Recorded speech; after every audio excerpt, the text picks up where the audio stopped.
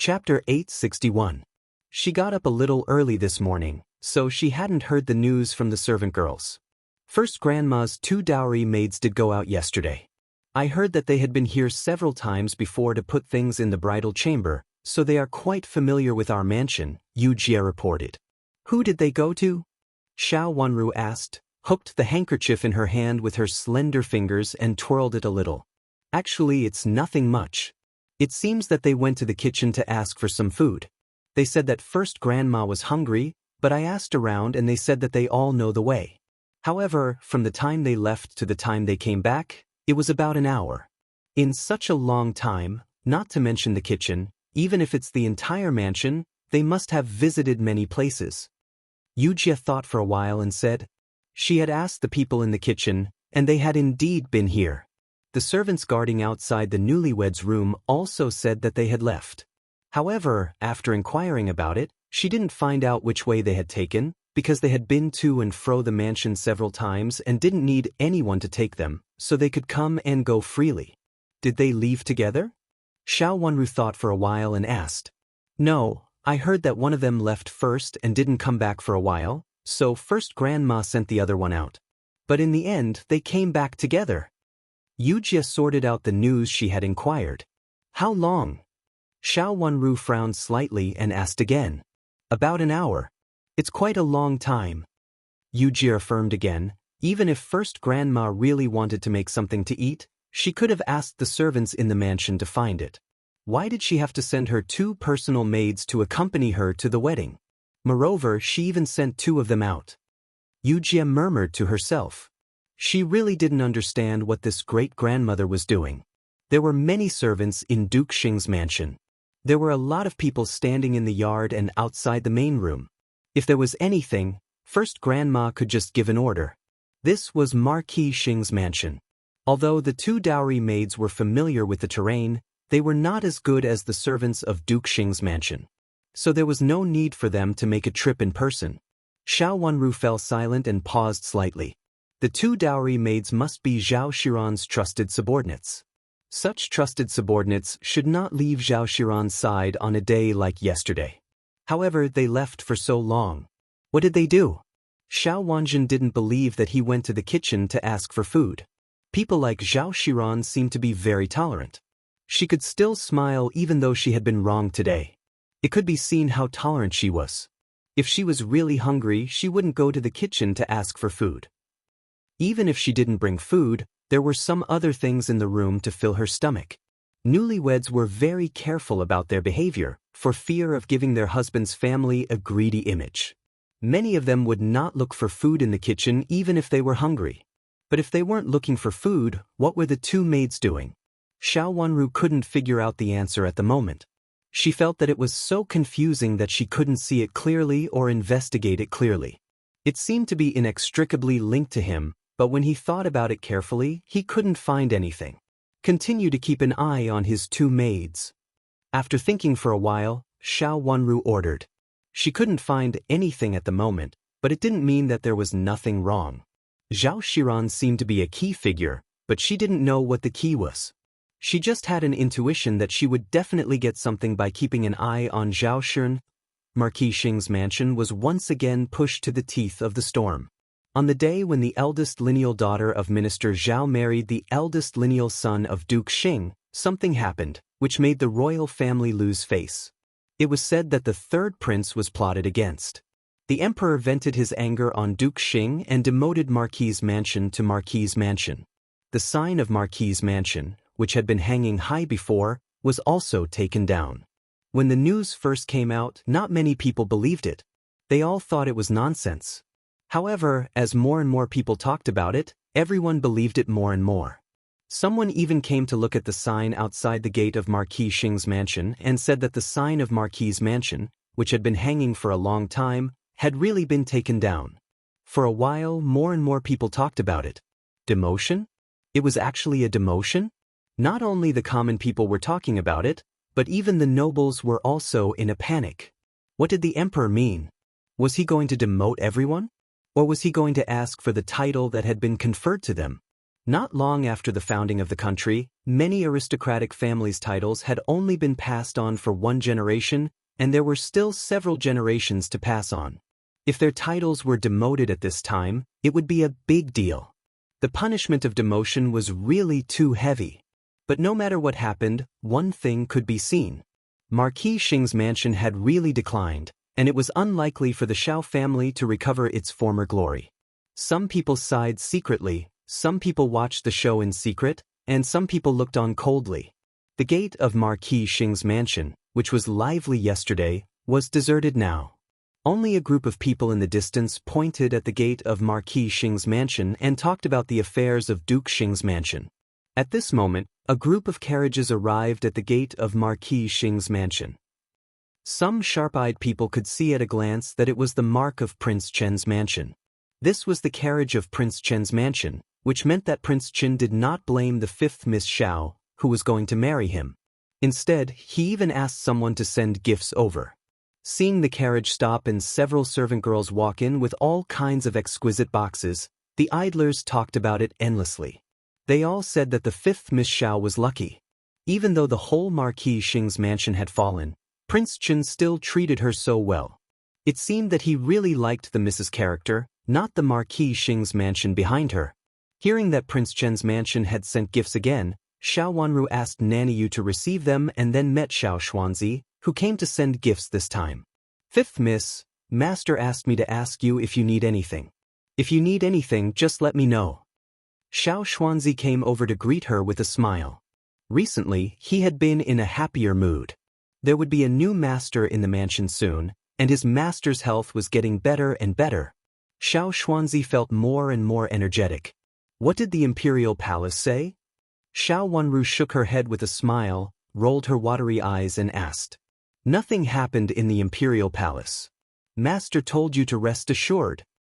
The purpose of Xiao Xuanzi's visit today was actually sent by Chu Luchen to comfort Xiao Wanru. The so-called gift sending was just a formality. What happened to those servants who were sent to the Imperial Palace? Xiao Wanru's long eyelashes fluttered twice. She did have something to ask Xiao Xuanzi.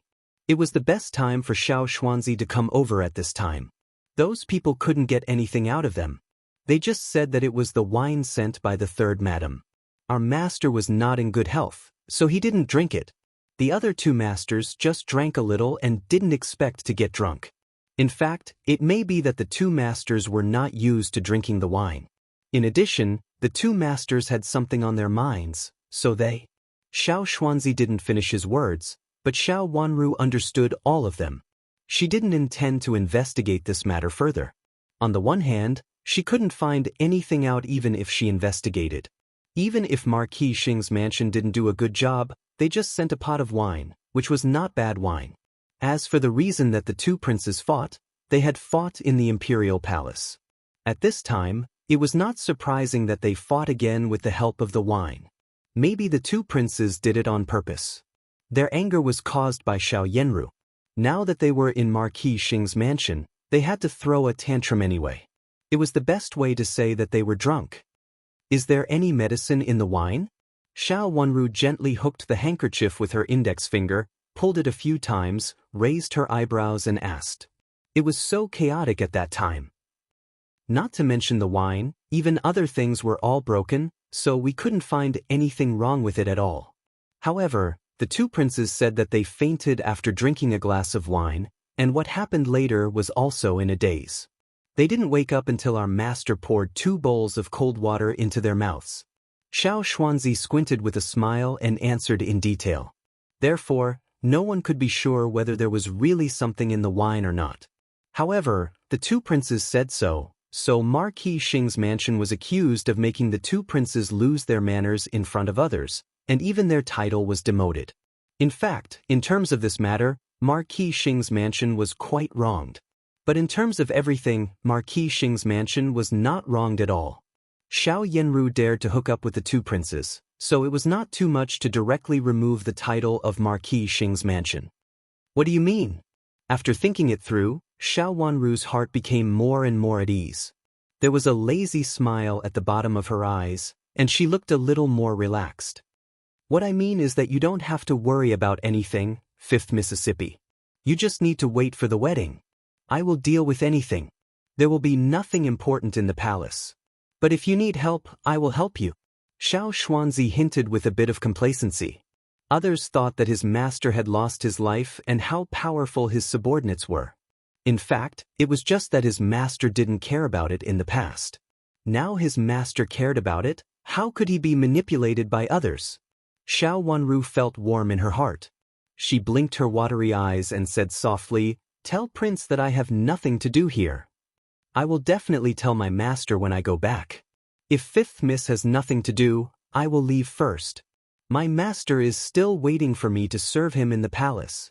Xiao Xuanzi said with a smile in a good mood. Xiao Wanru nodded and motioned for him to leave. After he left, she opened an exquisite jewelry box in front of her, which was brought by Xiao Xuanzi for her just now. The jewelry box was very exquisite. When she opened it, there was an exquisite hua xing in it. The raised phoenix wings were decorated with layers of luxurious gems, but it didn't look cumbersome and was very beautiful. The sunlight outside the window fell on it and dazzled the eyes of everyone in the room. Xiao Wanru's hand stopped beside the jewelry box. She felt inexplicably familiar with this hua xing. "Is 5th Miss here?" A gentle voice came from outside the courtyard. Chapter 862. Xiao Wanru raised her eyes and gestured to Chu Lu. Chu Lu hurried out and saw Zhao Shiran standing there with her maid in the yard with a smile on her face. She hurriedly stepped forward and saluted, "First Grandma. Is your miss here?" Zhao Shiran asked softly. "Our miss is inside. Just now, someone from Prince Chen's mansion came to give our miss a gift and then left." Chu Lu stood aside and said with a smile. Zhao Shiran nodded and walked inside with a smile. Yujia had already lifted the curtain. "First sister-in-law." Xiao Wanru stood up in the main room and greeted her. "5th sister, you're welcome. I just come to see if you need anything here." Zhao Shiran said politely and looked at the jewelry box in front of Xiao Wanru. At first glance, she could tell that the jewelry box was not an ordinary one. However, the lid of the jewelry box was covered, so she didn't know what was inside. Was this the jewelry box specially sent by Prince Chen? "Thank you, first sister-in-law." After the two of them sat down, Xiao Wanru said with a faint expression, showing no intention of intimacy. "In fact, I shouldn't have done this kind of thing, but now I can only inconvenience you. It's my first time in the mansion, so I may not know some of the rules in the mansion. Please point out my mistakes, 5th sister, and I will definitely correct them." Zhao Shiran said modestly. As a newly married woman, she had to deal with the internal affairs of Marquis Xing's mansion on the first day. At this moment, she was so busy that she didn't even have time to have lunch. It really made people feel sorry for her, but she didn't complain at all. For this reason, she could leave a good impression on others. "First sister-in-law, you've worked hard." Xiao Wanru still looked very indifferent. "Did Prince Chen say how the Imperial Palace would deal with this matter?" "Just now, my father sent someone to ask me." Zhao Shiran sighed and said softly. She said it very honestly. It was not a coincidence that she happened to appear in the Piaoyun courtyard at this time, so she didn't hide it at all. If it were anyone else, even if they had some doubts about Zhao Shiran before, they would think that she was a sincere person at this time. She even said such things behind her back, so she was also a sincere person. Just now, the eunuch of Prince Chen's mansion came over. He didn't say anything, so I didn't ask anything. If you had come a few steps earlier, you could have asked him directly. Xiao Wanru smiled and said elegantly and indifferently. It was not easy to answer. Zhao Shiran choked for a while and then said with a smile, "Since Prince Chen didn't say anything, it's the best. Such a big thing has happened in our mansion. Grandmother and third aunt are both ill. If the servants still talk nonsense, our mansion will not end well." Zhao Shiran's smile was very forced. Speaking of this matter, it was really an undeserved disaster. It was a good banquet, but it actually caused so much trouble. As a new bride, she was not favored by her husband's family, and now she had to manage the house. No matter how she looked at it, Zhao Shiran was at a disadvantage. Shang Lutu and she said, "Chio and Quebec." After a moment of silence, Zhao Shiran stood up and said, Fifth sister, since there is nothing else, I will go back first. If you have any news, please send it to me first. We have been demoted from the Duke's mansion to the Marquis's mansion and become the joke of the whole capital city. Now we should unite against the enemy and not let others see more jokes. She meant to bind the whole Marquis Xing's mansion together and work together. Xiao Wanru raised the corners of her mouth silently, and then nodded and said, "You're right, Xiao." Seeing that Xiao Wanru didn't oppose her, Zhao Xiran breathed a sigh of relief. Now that she had married into Marquis Xing's mansion, she certainly didn't want anything to happen to Marquis Xing's mansion now. After sending Zhao Xiran to the door, Xiao Wanru returned, sat in front of the chair, opened the jewelry box, and took out the exquisite huaxing in it. She felt it looked very familiar. However, after thinking about it carefully, she couldn't remember.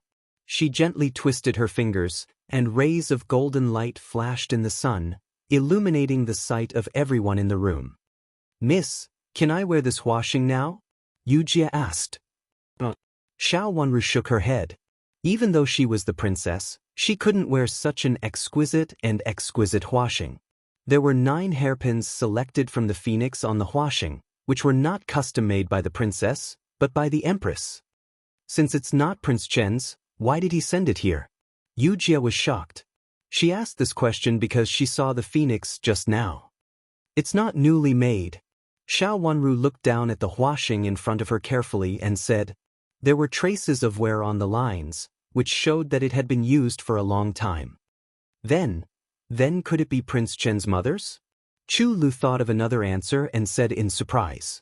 Although Chu Luchen was only Prince Chen, his mother was the empress of the late emperor. If it was her relic, it was reasonable for it to have this kind of huaxing. It should be. Xiao Wanru also guessed so. She turned the huaxing in her hand again, but still couldn't remember whether she had seen it or not.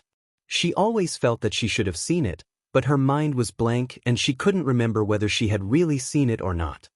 Since it belongs to the late empress, why did Prince Chen give it to you at this time? Yujie still didn't understand. This thing was a relic, and it was reasonable for Prince Chen to want to give it to her master. But now it was sent here, and she couldn't wear it. Why did he give it to her? Shouldn't he give it to her after she married into Prince Chen's mansion? Xiao Wanru turned the huaxing in her hand again, and then frowned slightly in the shining reflection of the huaxing. What was the purpose of this huaxing? It was impossible for Chu Luchen to give this thing away for no reason. So who did he do it for? As her eyes flickered, her eyes became deeper and deeper. Put it away first. Xiao Wanru couldn't figure it out at the moment, so she carefully put the huaxing in the jewelry box and then asked Yujie to put it away. At this time, Nanny Yu came in a hurry. After entering the door, she bowed to Xiao Wanru and said, "Miss, there is news from the Imperial Palace." What news? Xiao Wanru was stunned for a moment. She thought that Nanny Yu was talking about the servants sent to the Imperial Palace by Marquis Xing's mansion. Didn't Xiao Xuanzi just say that there was nothing serious? It's about the consort selection. It's all over the place now. Nanny Yu had just come back from outside and came to report after hearing some rumors on the street. What do you mean? Xiao Wanru asked with interest. Miss Qi has become Prince Zhou's concubine, and another miss has become Prince Yu's concubine. Both Prince Zhou's and Prince Yu's concubines didn't participate in the consort selection this time. However, there are a few new S in the palace, and first miss is also on the list. Princess Zhou and Princess Yu haven't been engaged. Xiao Wanru said in surprise. It's not that they haven't been engaged. It's said that they are not among the selected beauties. Infanta Yuan is Princess Zhou, and Miss Zhang is Princess Yu. Prince Xin is too young, so it's said that they haven't been engaged yet. Originally, Commandery Prince Qing's mansion also sent one, but it's said that Commandery Prince Qing has been engaged and already has a princess, so they didn't send another one. Nan Yu said. Xiao Wanru couldn't remember who Princess Yu was in her previous life, but she really knew Princess Zhou in her previous life. It was indeed Infanta Yuan. When Infanta Yuan came to Marquis Xing's mansion, Xiao Wanru had met her once. She didn't expect that after so many twists and turns, it was still her. Her eyes involuntarily became a little colder. She didn't participate in the consort selection, but she still became Princess Zhou. It could be seen that she had been engaged long ago, but she hadn't heard anything about it before. The Empress had blocked the news very well. As for Princess Yu being Zhang Qilan, she didn't expect that Zhang Qilan had left the Imperial Palace early. The so-called consort selection was just a formality. She didn't expect that she could be selected in this way, which really made people feel speechless. However, thinking that she was supported by Prime Minister Zhang, some things seemed to be explainable.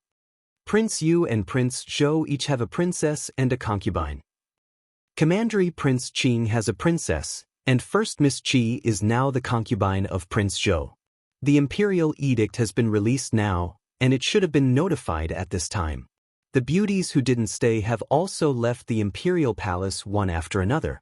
Nanny Yu had been with Xiao Wanru for a period of time, and now Xiao Wanru was more and more at ease in handling things.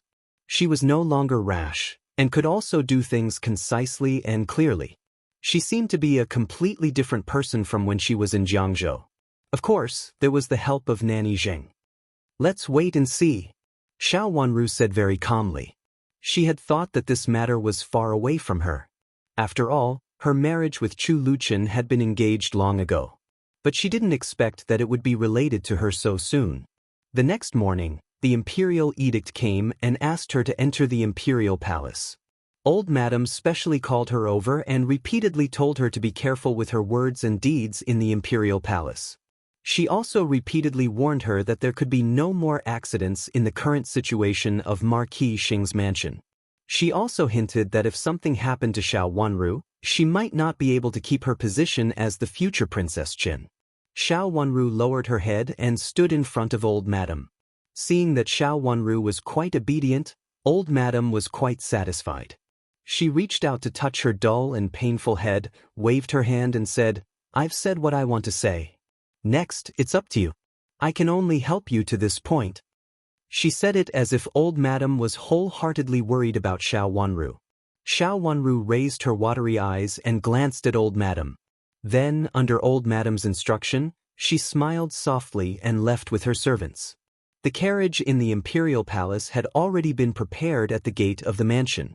Yu Jie accompanied Xiao Wanru to get in the carriage and went all the way to the imperial palace. When they arrived at the palace gate, the carriage stopped. Yu Jie jumped out of the carriage first and then went to help Xiao Wanru, who had just gotten out of the carriage. The palace sedan chair had been waiting at the second gate. Xiao Wanru got in the palace sedan chair, and Yu Jie waited beside her all the way to the imperial palace. In the palace sedan chair, Xiao Wanru frowned slightly.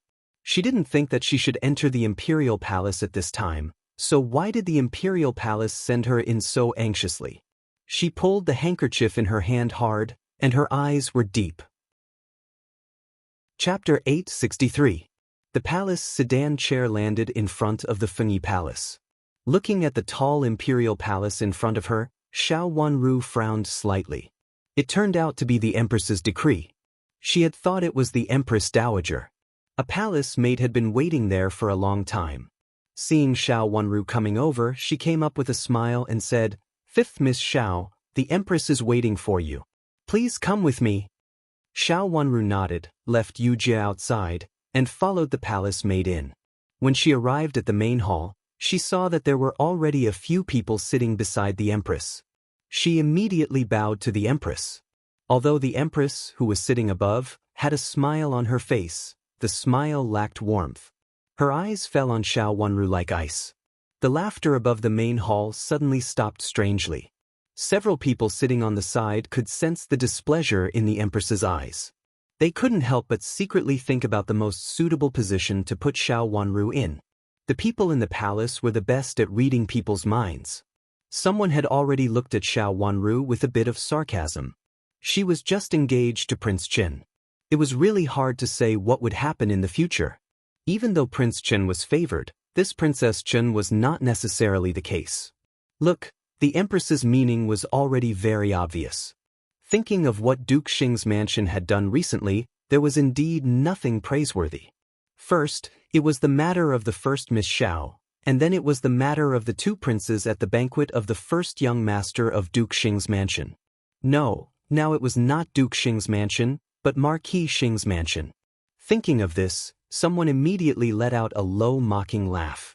Although it was very low, it broke the silence in the main hall. "Get up," the Empress said coldly. The palace maid helped Xiao Wanru up and sat down on a chair on the side. After sitting down, Xiao Wanru looked at the few people sitting on the side. Coincidentally, she knew most of them. Commandery Princess Yuan and Zhang Qilan were both present. Not only them, but there was also Qi Rongji. There was another lady whom he did not know, but he had seen her a few times during the consort selection.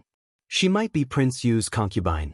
As for the other two beside the Empress, they were beautiful and well-dressed. They should be the favored concubines in the palace. Now the man, who was waving a round fan and covering his smile, looked Xiao Wanru up and down a few times and suddenly said to the Empress with a smile, "This is Duke Xing, no, the fifth miss of Marquis Xing's mansion? Look, I can't remember. Now there is no Duke Xing's mansion, only Marquis Xing's mansion." The woman said with a charming smile, as if she had asked casually, but her sarcasm toward Xiao Wanru was obvious from her words. "Li Baolin is right. I also can't remember it. I have been called Duke Xing's mansion for so many years, but it suddenly became Marquis's mansion. It's really unexpected." Another woman in gorgeous clothes said with a charming smile. One could tell from his words that he did not have good intentions. Xiao Wanru listened very calmly to the two concubines gossiping about her mansion. Her expression did not change at all, as if they were not talking about her. The two concubines looked at each other and became more and more disdainful. Needless to say, this future Princess Qin was not a powerful figure. She did not even dare to say a word of rebuttal. The Empress really valued her too much. She was timid, so there was nothing to be afraid of. If the ancestors of the Marquis's mansion knew that the descendants were so disappointing, I wonder if they would get up from the ground to settle accounts with these descendants. I heard that the old Duke was a hero of the generation. He fought the world with the former emperor. Now such an unfilial descendant did not carry forward the Duke's mansion, but declined so quickly. The woman fanned herself twice and looked at Xiao Wanru with more and more sarcasm. There was nothing to be afraid of a timid Princess Qin. If she could step on her, of course, she would step on her. Didn't the Empress mean that she didn't like her? In this case, of course, she had to step on her in front of the Empress. Xiao Wanru raised her eyes to look at the Empress. The Empress turned her head and gave a few orders to the palace maid behind her, as if she did not hear the concubine's sarcasm. "Fifth Miss Xiao, do you think it makes sense?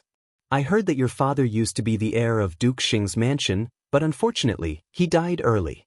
If your father was still in charge now, this disaster might not have happened."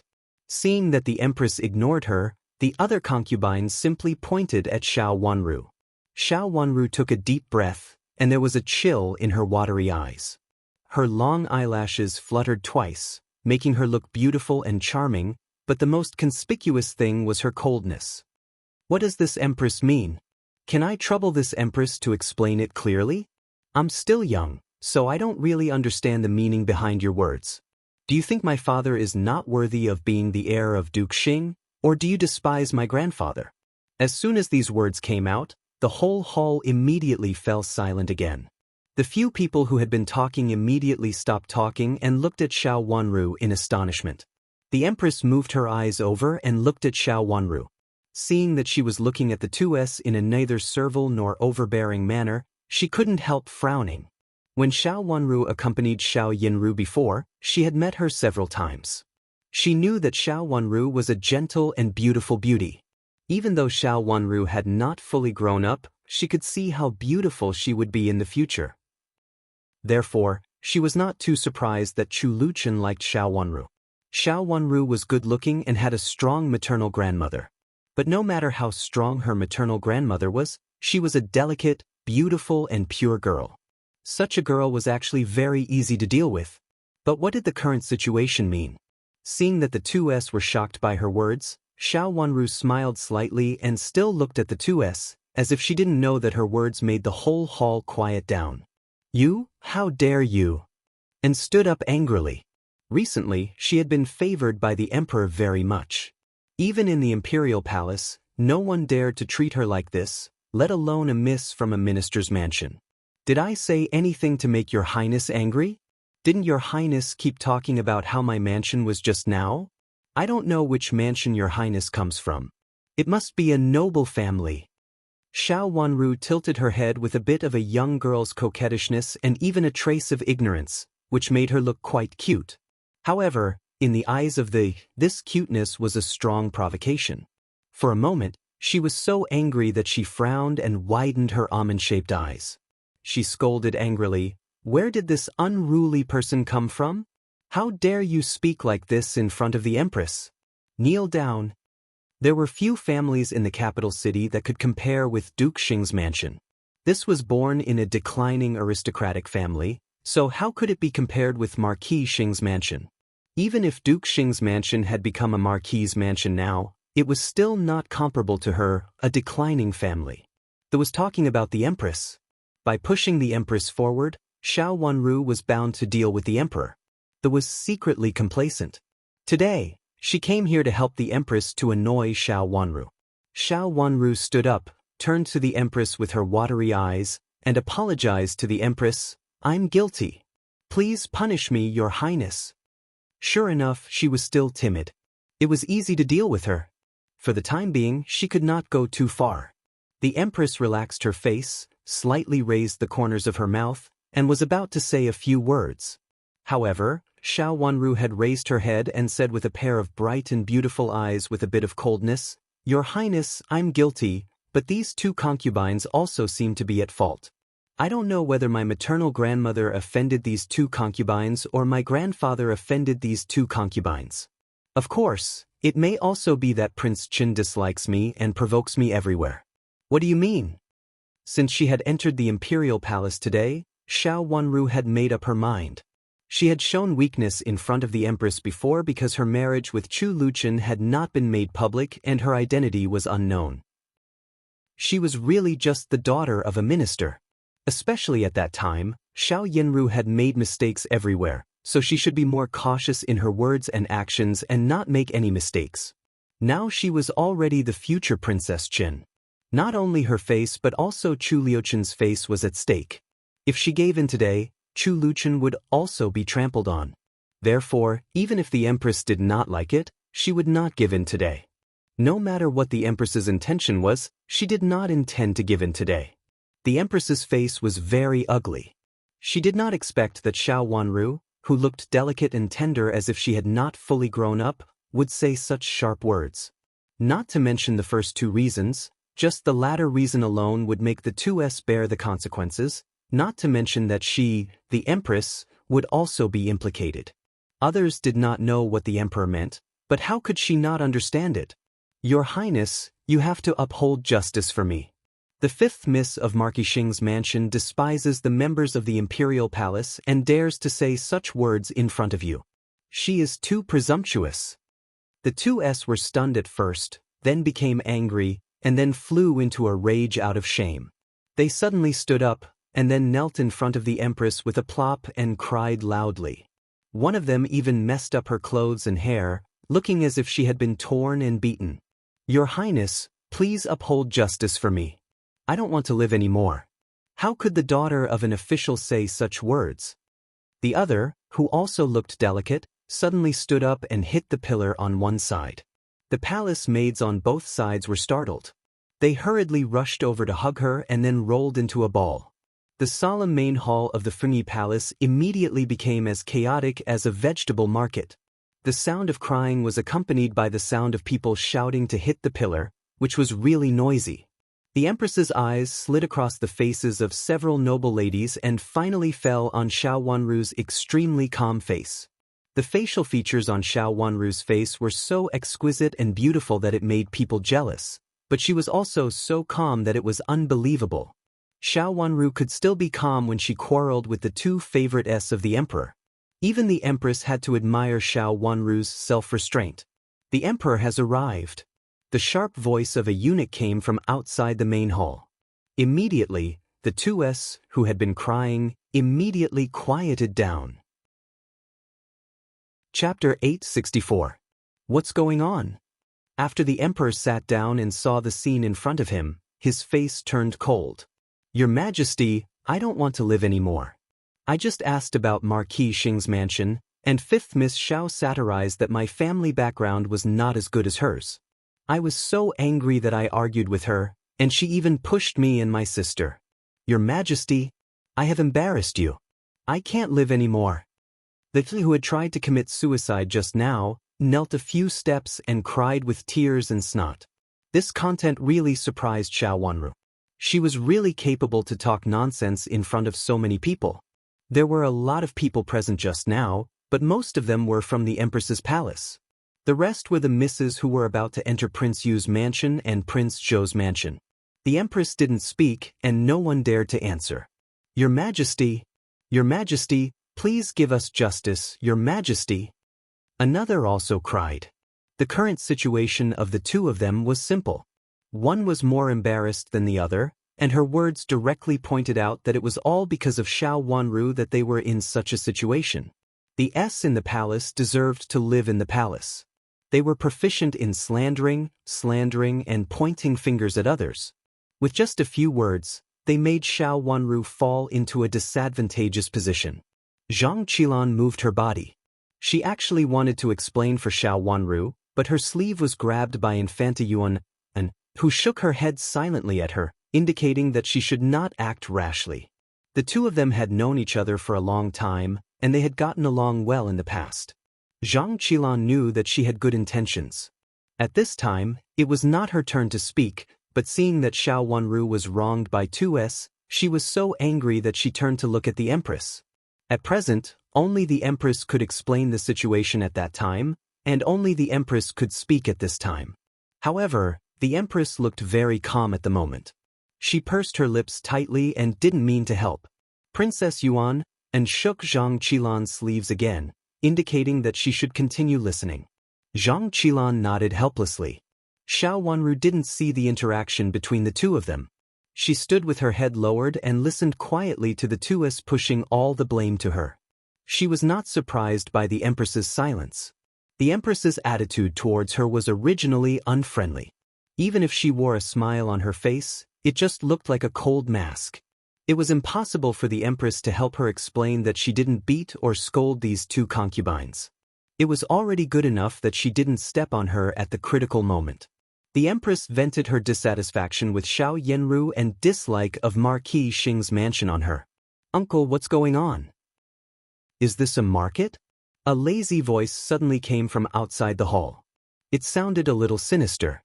The Empress looked up and saw Chu Luchen standing at the door with his hands behind his back. Her heart skipped a beat. In the shadow of the light, Chu Luchen no longer looked sunny and gentle. Instead, he looked gloomy and cold, which made people feel scared. As he walked in slowly and saw the smile on his face, it made people feel a little warm. In fact, it was Prince Chen who was as gentle as jade.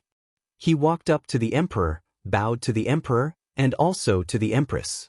Then he sat down on a wide chair on one side. He looked up and down at the 2S who were quarreling with each other with his beautiful eyes and said with disdain, "Uncle, where did these two come from? What did he do to make himself look like this? They are just two women. If you have something to do, just let others interrogate them. Uncle, why do you dirty your hands?" Chu Luchen said casually. His eyes were clear and elegant, which made his beautiful face look more beautiful. However, his words made the 2S tremble. Your Majesty, please do me justice.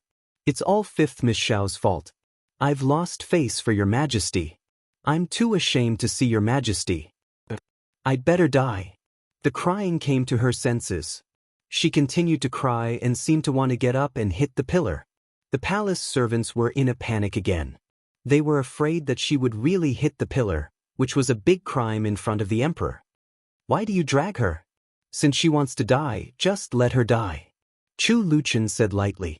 His words made everyone turn their eyes to him. At this moment, his beautiful and pure face was no longer pure and gentle in everyone's eyes. Your Majesty, is she right? Did Fifth Miss Xiao hurt her? Chu Luchen raised his eyes to look at the Empress as if he didn't see the horror in everyone's eyes. His words were very direct. The Empress couldn't avoid it. She could have pretended to be plausible, but now she couldn't. Even though most of the people in the palace were her people, This matter couldn't be kept a secret with the presence of others. The truth would eventually be found out. She coughed in a low voice as if she had just woken up from the shock and said, "Your Majesty, they did this on their own." Fifth Miss Xiao didn't hurt them. The Empress's words were very pertinent. It seemed that she was standing on Xiao Wanru's side and helping Xiao Wanru, but she didn't explain that the 2S said that Xiao Wanru had satirized them first. Xiao Wanru raised her eyes to look at the Empress. Seeing the Empress smile at her kindly, she bowed sideways to the Empress and still remained silent. It was not her turn to speak at this time. Since Chu Luchen was here, she was very relieved. "Your Majesty, do you mean that they framed Fifth Miss Xiao?" Fifth Miss Xiao has been staying in the boudoir for a long time and has little contact with people, so she shouldn't have provoked many people. Is it because of me? Chu Luchen looked at the 2S, who didn't dare to cry anymore, and suddenly smiled. The smile on the Empress's face froze. Chu Luchen was really too difficult to deal with. She just said such a standard sentence, but he actually said that she wanted to expose the 2S. The 2S did such a thing to please her. In the past, the 2S were smart and fond on her. As long as she showed a little disgust and displeasure, they would immediately follow her orders. They could be regarded as very useful subordinates of hers. She didn't want to be defeated here, especially in her hands. In fact, it's not a big deal. It's just a quarrel between unmarried girls. Come and help them up. How can they be so presumptuous when the Emperor is here? The Empress said slowly. She said it very gently, and it was obvious that she wanted to make peace. "Uncle, my princess has been humiliated in this way. I really can't swallow it." Chu Luchen smiled with a bit of evil and raised his eyebrows. The Empress was willing to make peace, but he was unwilling. How could his people be bullied casually? Come and beat them down. Each of them will be flogged 10 times. The Emperor looked at Chu Luchen's face and said coldly with a gloomy face. 2 eunuchs came forward and dragged the 2S down. "Your Majesty, please spare our lives. We dare not do it again. Help, Your Majesty." Seeing that the situation was not good, the 2S begged for mercy loudly. This time they really cried. They had thought that the Empress would definitely think highly of them if they did what she wanted. They didn't expect that they would attract the Emperor's attention. What was more unexpected was that Prince Chen would appear and protect Fifth Miss Xiao wholeheartedly. The 2S regretted it. If they had known that Prince Chen was so protective of his wife, they wouldn't have done that just now. Even if they didn't die this time, they would probably be laughed at by everyone in the Imperial harem. The 2S were regretful and angry. "Your Majesty!" The Empress's face changed, and she really wanted to save them. "Your Majesty, this matter is not something that I should meddle in. But since the Empress is kind, I will meddle in it for the Empress. If the people in the Imperial harem are all such slanderous people, there will be no peaceful days in the Imperial harem. Your Majesty, you should be more careful." The Emperor reprimanded in a cold voice, which meant that he also reprimanded the Empress. The Empress was so angry that she gritted her teeth secretly, but there was nothing she could do. She had known that the Emperor was partial, but he had never been partial to her, but to Chu Luchen in front of her. He was like this when he was young, and when he grew up, he was still like this. He embarrassed her in front of so many people. The Empress took a deep breath, suppressed the anger in her heart, and warned herself again and again. Then she slowly raised her head with a gentle smile on her face. She bowed to the Emperor and said, "Your Majesty, you are right to reprimand me. It's all my fault. I thought that since we are all Your Majesty's people, you should be more lenient. Your Majesty, you are really kind." Although the Emperor's voice was cold, his expression softened. He looked at the people around and said meaningfully, "Are these all of them?" "Yes, these are all of them," the Empress said with a smile, as if nothing had happened just now. The 2 concubines had been dragged away far away, and no one knew where the punishment would be carried out. The main hall had returned to peace and tranquility. Xiao Wanru and the others had been arranged to sit down again. The Emperor glanced at the group of women and nodded. He had seen most of these candidates, but there were also some he had not seen before. At this time, he looked at them and felt satisfied. However, when his eyes fell on Xiao Wanru, he frowned and was not very satisfied. The dissatisfaction came from Xiao Yenru. Xiao Yenru's character made the emperor feel uncomfortable at the thought of it. Now, although she was his concubine, she was actually sent to a corner far away, just like being sent to the cold palace. No matter how beautiful she was, there had never been a lack of beauties in the palace. Of course, the emperor would not fall in love with a vicious woman who might even cause brothers and sons to fight with each other. The reason why he sent her to the palace was to prevent Chu Luiyue and Chu Liuzhou from fighting again because of this woman.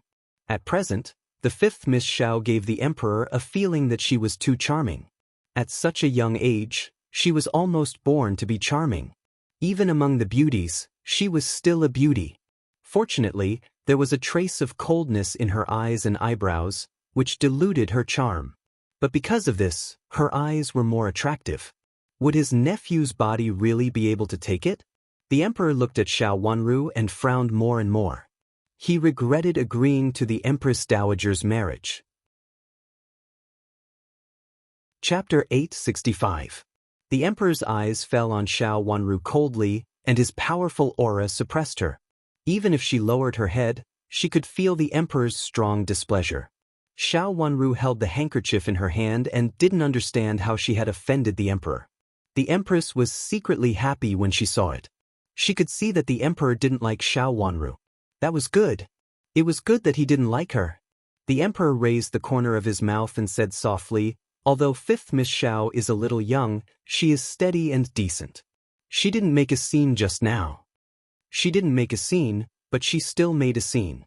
Thinking of what the 2s said before, which said that Xiao Wanru ridiculed them, the emperor was even more displeased. It seemed that she was also a troublemaker. She didn't make a scene, but did she make a scene? Empress, tell me, how did she make a scene just now? Chu Luchen asked with interest, with a smile on his beautiful face and bright eyes. The empress choked. That was true, but Xiao Wanru didn't say a few words just now, so how could it be called making a scene? With a hollow smile, the empress said, "It's not a big deal. Fifth Miss Xiao is still young." She meant that it was indeed not a big deal that she made a scene because she was young, but she didn't say anything about it. I'm curious about how she made a scene. After 3 years of quiet cultivation in the nunnery, it is said that no matter how noisy she was, she couldn't make a scene. Chu Luchen rolled his eyes and said with a smile. The empress couldn't keep the smile on her face. After 3 years of quiet cultivation, if she was really a noisy person, she couldn't stand this kind of coldness and bitterness. Xiao Wanru could cultivate in the mountain for so long at such a young age, so it could be seen that she had a temperament.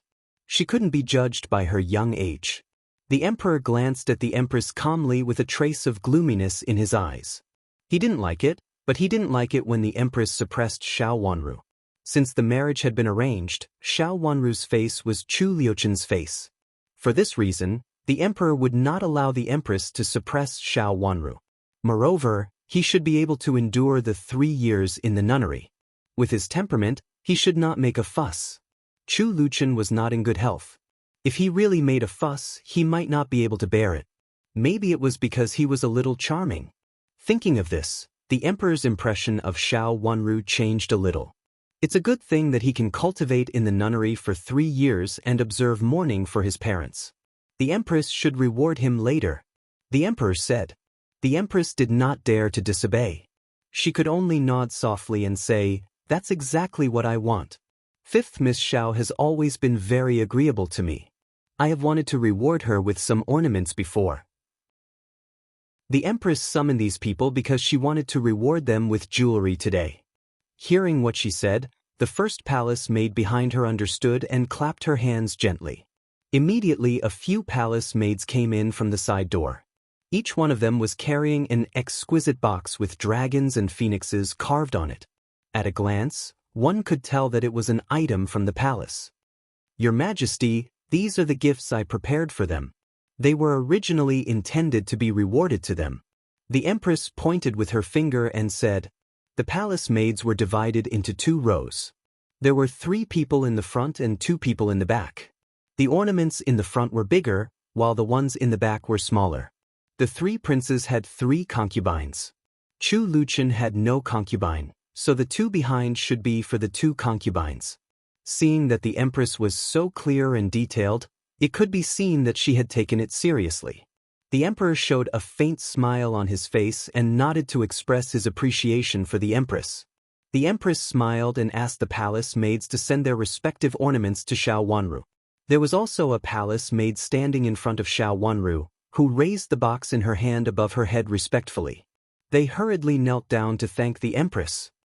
"These are prepared by me and the Emperor for you. Originally, we came to the palace this time to summon you here to have a look. In the future, you will marry into the royal family and live a good life with your respective princes. Don't have any false ideas.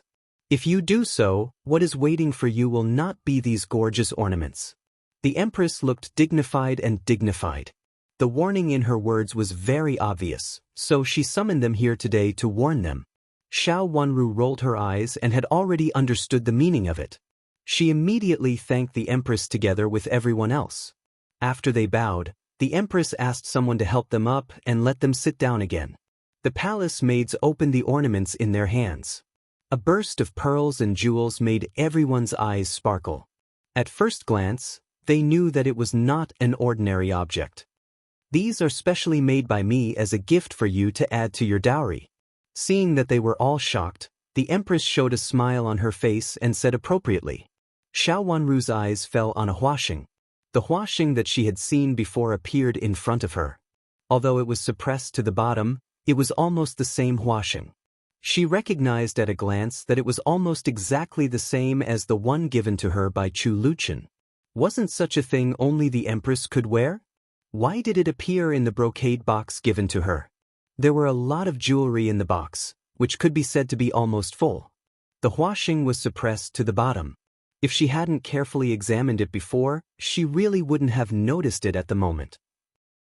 Although the huasheng was expensive, the other jewelry in this box was also gorgeous. How could she distinguish it? Her long eyelashes fluttered twice. She raised her eyes calmly and looked at Chu Luchen, only to see that his handsome lips were slightly raised. He seemed to be in a good mood and his eyes were deep and quiet. After thinking for a while, Xiao Wanru walked to Chu Luchen and bowed deeply. "Fifth Miss Xiao, what can I do for you?" Chu Luchen asked lazily. "Your Highness, I dare not accept such a precious object directly," Xiao Wanru said with an embarrassed look in a low voice. However, the people beside her all heard it. The misses, who were originally about to reach out to take the ornament box happily, became embarrassed. This made them seem a little too anxious. "You don't like it?" Chu Liuchen's voice was also low, but everyone heard it and felt that his voice became gentle. Qi Rongji looked at Xiao Wanru and then at Chu Luchen, and pursed her lips. In fact, she didn't want to get close to Xiao Wanru. "How can I not like it given by your Highness?" Xiao Wanru said with a blush, but still handed the brocade box in her hand to him. However, she seemed to not know what to say and stammered. Chu Luchen seemed to understand. He reached out to take the ornament box and said, "You want me to keep it for you? Well, I'll reluctantly do it." After saying that, the ornament box fell into his hand. Xiao Wanru's face became more and more shy. Her delicate little face blushed, which made her more gorgeous and beautiful. The Empress almost looked at the scene in front of her in astonishment. She had thought that Xiao Wanru would refuse, but she didn't expect that Xiao Wanru would directly give the ornament box to Chu Luchen. "Fifth Miss Xiao, you don't like what I gave you?" The Empress looked a little unhappy. "I like it very much." Xiao Wanru shook her head and explained in a low voice. She looked a little bashful and seemed to be a little embarrassed to say it. Of course, it was not easy to refuse the gift given by the Empress. If she did not do it well, she would be charged with contempt of the royal family. Xiao Wanru would not be so ignorant to say such a thing. Moreover, the Emperor was still here. She could sense that the Emperor did not have a very good impression of her. "Since you like it, why don't you take it away but send it to Prince Qin?" The Empress's face became completely cold. If Xiao Wanru did not give a reasonable explanation, she would punish Xiao Wanru even if the Emperor was here. "Your Highness, in fact." Xiao Wanru looked more and more embarrassed. Prince Qin also gave some gifts before. Asked someone to send them back and asked Prince Qin to keep them. Before she finished speaking, Xiao Wanru had already blushed. The emperor understood. He looked at the charming and elegant young girl, who was blushing shyly, and then looked at his handsome nephew, who had a natural look on his face. Suddenly he laughed out loud. Good. He praised casually. Of course, the emperor was willing to see his nephew gain the upper hand. This meant that his nephew was in charge of everything. Sure enough, she was just a charming little girl who knew nothing. Otherwise, she would not have done such a thing. It was a good habit to ask her fiancé to keep good things for her instead of keeping them herself. The empress's lips curved down. It seemed that she was smiling, but in fact, she could not smile at all. After the emperor finished laughing, she said softly, Jewelry are originally things that women should have. Prince Chen has a lot of things to do. Besides, he is not in good health. How can I bother him with these things? What's more, you too haven't. Speaking of this, the empress glanced at Chu Luchen, which could be regarded as saving Chu Liuchen's face. But everyone understood the meaning of her words.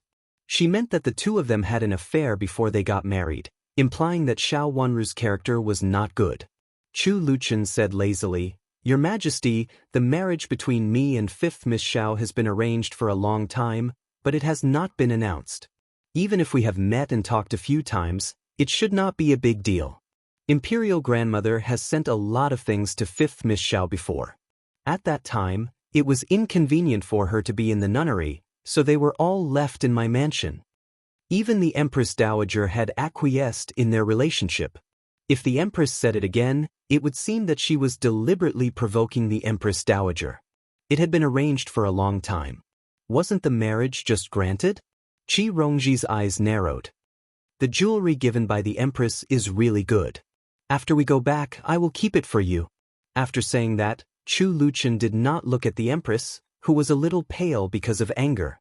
He picked up the jewelry box and weighed it in his hand, but he did not want to hold it. The jewelry box in his hand fell down, and the exquisite jewelry scattered on the ground, even some broken jewelry. Among them, the most conspicuous was an exquisite huashing. The gold was slender and exquisite, and the jewels were gorgeous and shining. There was also a dazzling phoenix pattern on it. Chapter 866. Why is it here? The Empress stood up, turned around and asked the chief palace maid behind her angrily. This huashing was obviously an ornament that only the Empress could wear, but now it appeared in Xiao Wanru's ornament box. I don't know. I'll go and ask what's going on. The chief palace maid knelt down with a plop, and said with a trembling voice. Chu Luchen smiled lazily and said, Your Majesty, the people in the palace are really confused. Can this kind of thing be given as a gift? What's the use of such a servant? It was a formal ornament that only the Empress could wear, just like the Emperor's dragon robe, but it appeared in someone else's hands so casually. If he didn't find it now, how could he explain it in the future? Uncle, it seems that some people really can't bear to see me recuperate. After Chu Luchen finished speaking, he stood up and bowed deeply to the Emperor before the Empress could say anything. Uncle, I'm leaving. After that, he took 2 steps back respectfully, turned around and strode away. He was originally thin, but at this time he looked a little more lonely and cold. The Emperor felt pity for him and anger appeared on his face. Your Majesty, I can explain it. Seeing that the situation was not good, the Empress said in a panic. Your Majesty, if you can't even manage your own palace, just ask my mother to find someone else to manage it. Do you want to keep such a servant? The Emperor asked with a cold face. Your Majesty, please spare my life. I really don't know about it. It was released by someone else. I'll check it right away. Seeing that the situation was not good, the chief palace maid cried and begged anxiously. The Empress actually wanted to agree. This chief palace maid was her confidant and had helped her a lot. But seeing the Emperor's expression, she didn't dare to really agree. She wanted to push this kind of thing to other palace maids and eunuchs, and the Emperor would definitely not be satisfied. Having been in the palace for so many years, the Empress knew that the Emperor was furious at this time. The best way was to do as the Emperor said, otherwise she couldn't afford the consequences. Someone take her away. She can't even handle such a small thing. What's the use of her? The Empress didn't dare to disobey the Emperor and lowered her head. Her Majesty the Empress, Her Majesty the Empress. The first palace maid shouted with a pale face. 2 old maids from the palace came over. One skillfully gagged her with a handkerchief, and the other tied her hands behind her back. They dragged her down together. Of course, this meant that she was not going to keep her life. All the young ladies in the hall lowered their heads and trembled. The palace maid who had been standing next to them and looked gentle and graceful just a moment ago, had lost her life in a flash. The royal family had always been like this, and so was the Imperial palace. The Emperor snorted coldly, stood up and walked out. When he was halfway there, he suddenly turned back and looked at the Empress's face with a bit of sharpness. The Empress's palace should be tidied up. If something always happens, I'm afraid the Empress can't clean it up even if she keeps cleaning it up. The Empress' face instantly turned white. Her lips trembled but she couldn't say a word. She watched as the Emperor angrily disappeared from her sight. The Emperor blamed her, and so did Xiao Yenru before. What happened just now reminded the Emperor of Xiao Yenru. The hall became strangely quiet again. All the young ladies lowered their heads and didn't dare to breathe too loudly for fear of disturbing the Empress. After a long while, the Empress exhaled heavily and said in a weak voice, "You can all leave. Stay for lunch. I'm tired now. I'll go and have a rest first." "Goodbye, Empress." They stood up and saluted the Empress together. The Empress nodded, held the hand of a nanny, and turned to go inside. "Mrs., please go to the side hall." A eunuch came over with a smile, reached out to the side, and then led the way. Everyone followed him to the side hall. Compared to the solemn main hall, the side hall was smaller, but it lacked the solemn atmosphere. They couldn't help but relax a little. "I was really scared just now. I wanted to help you, but I didn't dare." Zhang Qilan came over and took Xiao Wanru's hand, feeling that she could finally breathe a sigh of relief.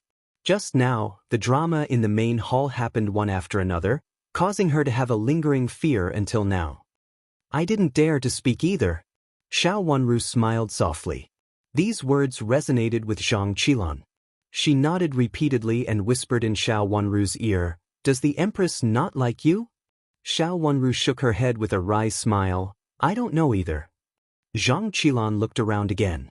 Seeing that no one noticed them, she put her head in front of Xiao Wanru again and asked in a low voice, "Is it possible that she vented her anger on you because of what happened to your big sister?" She didn't point directly at the Empress, but the meaning in her words was the same. "Maybe." This time, Xiao Wanru didn't shake her head. There was a trace of coldness in her watery eyes. This was probably only one reason. The other reason should be Chu Luchen.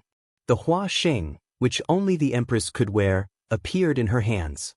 Of course, it could be considered that she was plotting against the rules, but it was more obvious that it would make people suspect Chu Luchen.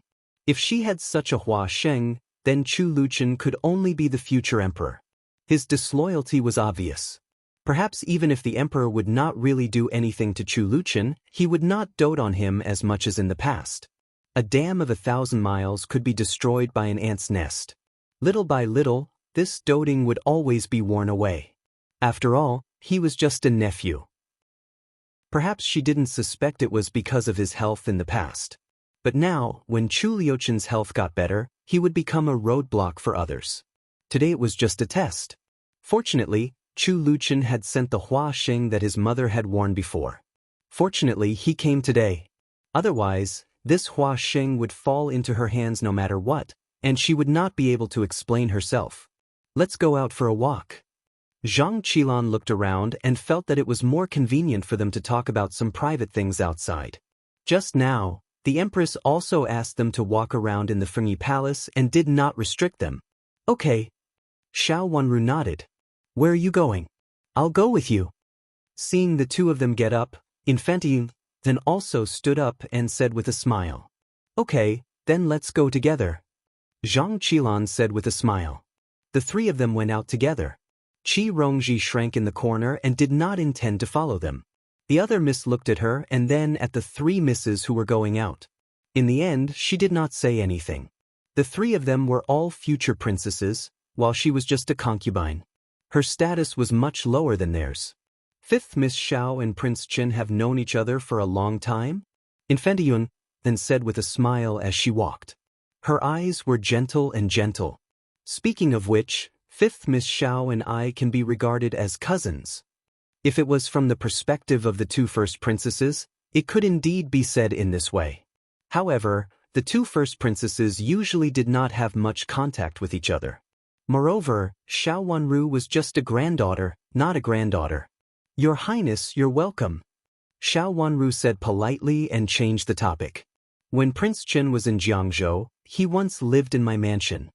Even if there was indeed some relationship between the two of them, Xiao Wanru would not be arrogant to call this infanta sister.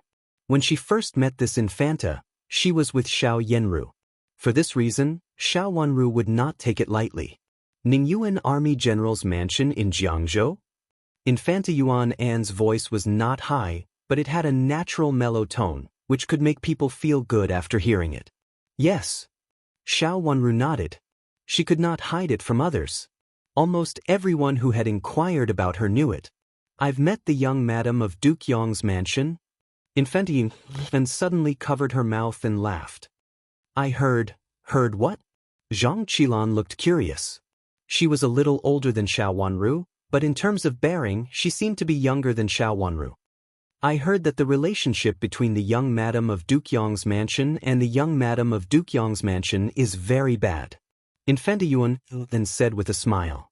What happened 3 years ago had been widely publicized by Prince Cheng, and Qin Yuru's reputation had declined. If it weren't for Duke Yong's mansion, it would be normal for her to be locked up for a lifetime. Xiao Wanru smiled and said nothing. At that time, the young madam of Duke Yong's mansion and the general's mansion disliked Fifth Miss Xiao very much. I didn't expect that after so many years, the tables would turn. In the end, it was Fifth Miss Xiao who stood out. Infanta Yuan sighed and turned to look at Xiao Wanru. I heard that Prince Chen has always been cold-blooded, but just now he wholeheartedly protected Fifth Miss Xiao. Hearing her words, Zhang Qilan couldn't help thinking of what had happened before. Prince Chen seemed to really care about Xiao Wanru. She couldn't help feeling happy for Xiao Wanru and nodded repeatedly. You are so lucky. When I was in the Qin's mansion, I actually had a good life. General Qin, Aunt Shui, and Madame Dowager were all very kind to me. Xiao Wanru shook her head and said softly without any resentment, let bygones be bygones, but the kindness of raising me is incomparable to other kinds of kindness. This was an explanation for Infanta Yuan An's words just now. She didn't sound complacent at all, nor did she blame the Qin's mansion. She even expressed her gratitude. This kind of bearing was already extraordinary and admirable. Infanta Yuan An pointed to a pavilion not far away and stopped talking about the previous topic. Shall we go over there and have a seat? It should be too early for lunch. Xiao Wanru and Zhang Qilan nodded in agreement. They walked to the pavilion together, but when they arrived at the pavilion, they were stopped by a palace maid. Mrs., this pavilion hasn't been repaired yet. It was under repair before, so it's not convenient to go in. If you want to enjoy the scenery, it's more suitable to go to the pavilion in front. The scenery there is better and you can see further. The palace maid pointed to a pavilion on the left in front of them and said with a smile. The three of them glanced at it and felt satisfied, so they followed the palace maid and walked forward. Once they left, a part of the palace curtains that had been lifted up slowly fell to the ground. Chapter 867. Chu Liuxin sat in the pavilion behind the palace curtain. He frowned and his face was gloomy. The originally handsome and sunny young man became a little gloomy. Master, should we still go to see the Empress? Xiao Lu followed behind Chu Liuxin and asked cautiously. They were originally going to see the Emperor. Hearing that the Emperor was here, Chu Liuxin hid here. Since that incident, Chu Liuxin tried his best not to meet the Emperor unless it was absolutely necessary. We'll go later, Chu Liuxin said. He looked through the gauze curtain and imagined that he could go out whenever he wanted in the past, instead of the current situation. He felt ashamed of his inferiority and felt that he had no face to see her. There was a sharp pain in his heart. She was going to get married, and she was going to marry third brother. In fact, he had no reason to see her anymore. If it weren't for Xiao Yenru, if that thing didn't happen, perhaps he would be the one who was engaged to her at this time. As long as he thought of this possibility, Chu Liuxin felt heartache. After waiting for a while, Xiao Lu said uneasily, "Master, we have waited for a while. We can go out now. The Empress may come to us later." After entering the Fengyi Palace, they did not go to see the Empress. The Empress would definitely be suspicious when she found out. "Let's go." Chu Liuxin stood up. "Let's go back?" Xiao Lu said in surprise. "Yes." Chu Liuxin had already strode out, and Xiao Lu could only follow closely behind. In the attic, Xiao Wanru and the other two were leaning against the railing and looking into the distance. Suddenly, they saw Chu Liuxin appear in their sight. They could not tell who he was from his back, but they could vaguely tell that he was a young noble. "Isn't this Prince Zhou?" Zhang Qilan said in surprise. The person who appeared in the Empress Palace at this time was most likely Prince Zhou. Prince Chen had just left, so it was impossible for him to appear here at this time. Moreover, the clothes that Prince Chen wore just now were different from what they saw now. Zhang Qilan was engaged to Chu Luiyue, so she did not feel any burden mentioning Prince Zhou. Infanta Yuan blushed. She also thought that it was Prince Zhou. Only Xiao Wanru's eyes were a little hesitant. She could not recognize who it was at the moment, but it did not seem to be Prince Zhou. "It seems so." Princess Yuan said hesitantly. Her face was slightly red. She was the future princess of Zhou, so she felt a bit embarrassed to see her like this. Perhaps in order to share the embarrassment, Infanta Yuan turned to look at Xiao Wanru and said, "Fifth Miss is going to marry Prince Chen soon. Is the dowry ready? I heard that when Infanta Qinghua married into Marquis Xing's mansion, she had 10 miles of red dowry. Now it should be all left to you. Grandma gave me part of it and left some for how." Xiao Wanru blinked her eyes, which were as beautiful as thousands of colored glaze. "Has your brother been raised in the great elder princess residence?" Infanta Yuan became curious. "He is the son of Marquis Xing's mansion and the only legitimate son of the former heir of Duke Xing. In fact, it is better for him to stay in Marquis Xing's mansion." The meaning of her words was very subtle, but Xiao Wanru still understood it. She smiled at once and said, "How is still young and I'm old, so I don't have time to take care of him. Grandma happens to have the time and energy to take care of how. Will it affect him if we don't let him go back now?" Zhang Qilan's attention was also attracted. Even though she looked a little naive, she couldn't help whispering at this time. Since Xiao Wanru returned to the family 3 years ago, there had been doubts about the position of heir of Marquis Xing's mansion. Marquis Xing had asked for the title of heir of Duke Xing for his son and Xiao Yunhao. At present, it was really uncertain who would get the position of heir of Duke Xing. But one thing was certain. If Xiao Yuanhao lived in the great elder princess residence all the time, it would not be good for him. At least, it would not be good for him to inherit the position of heir of Duke Xing, and he would not be recognized by the Xiao family. Although the title of Marquis Xing was bestowed by the emperor, it should be recognized by the Xiao family. This kind of thing, I don't know either.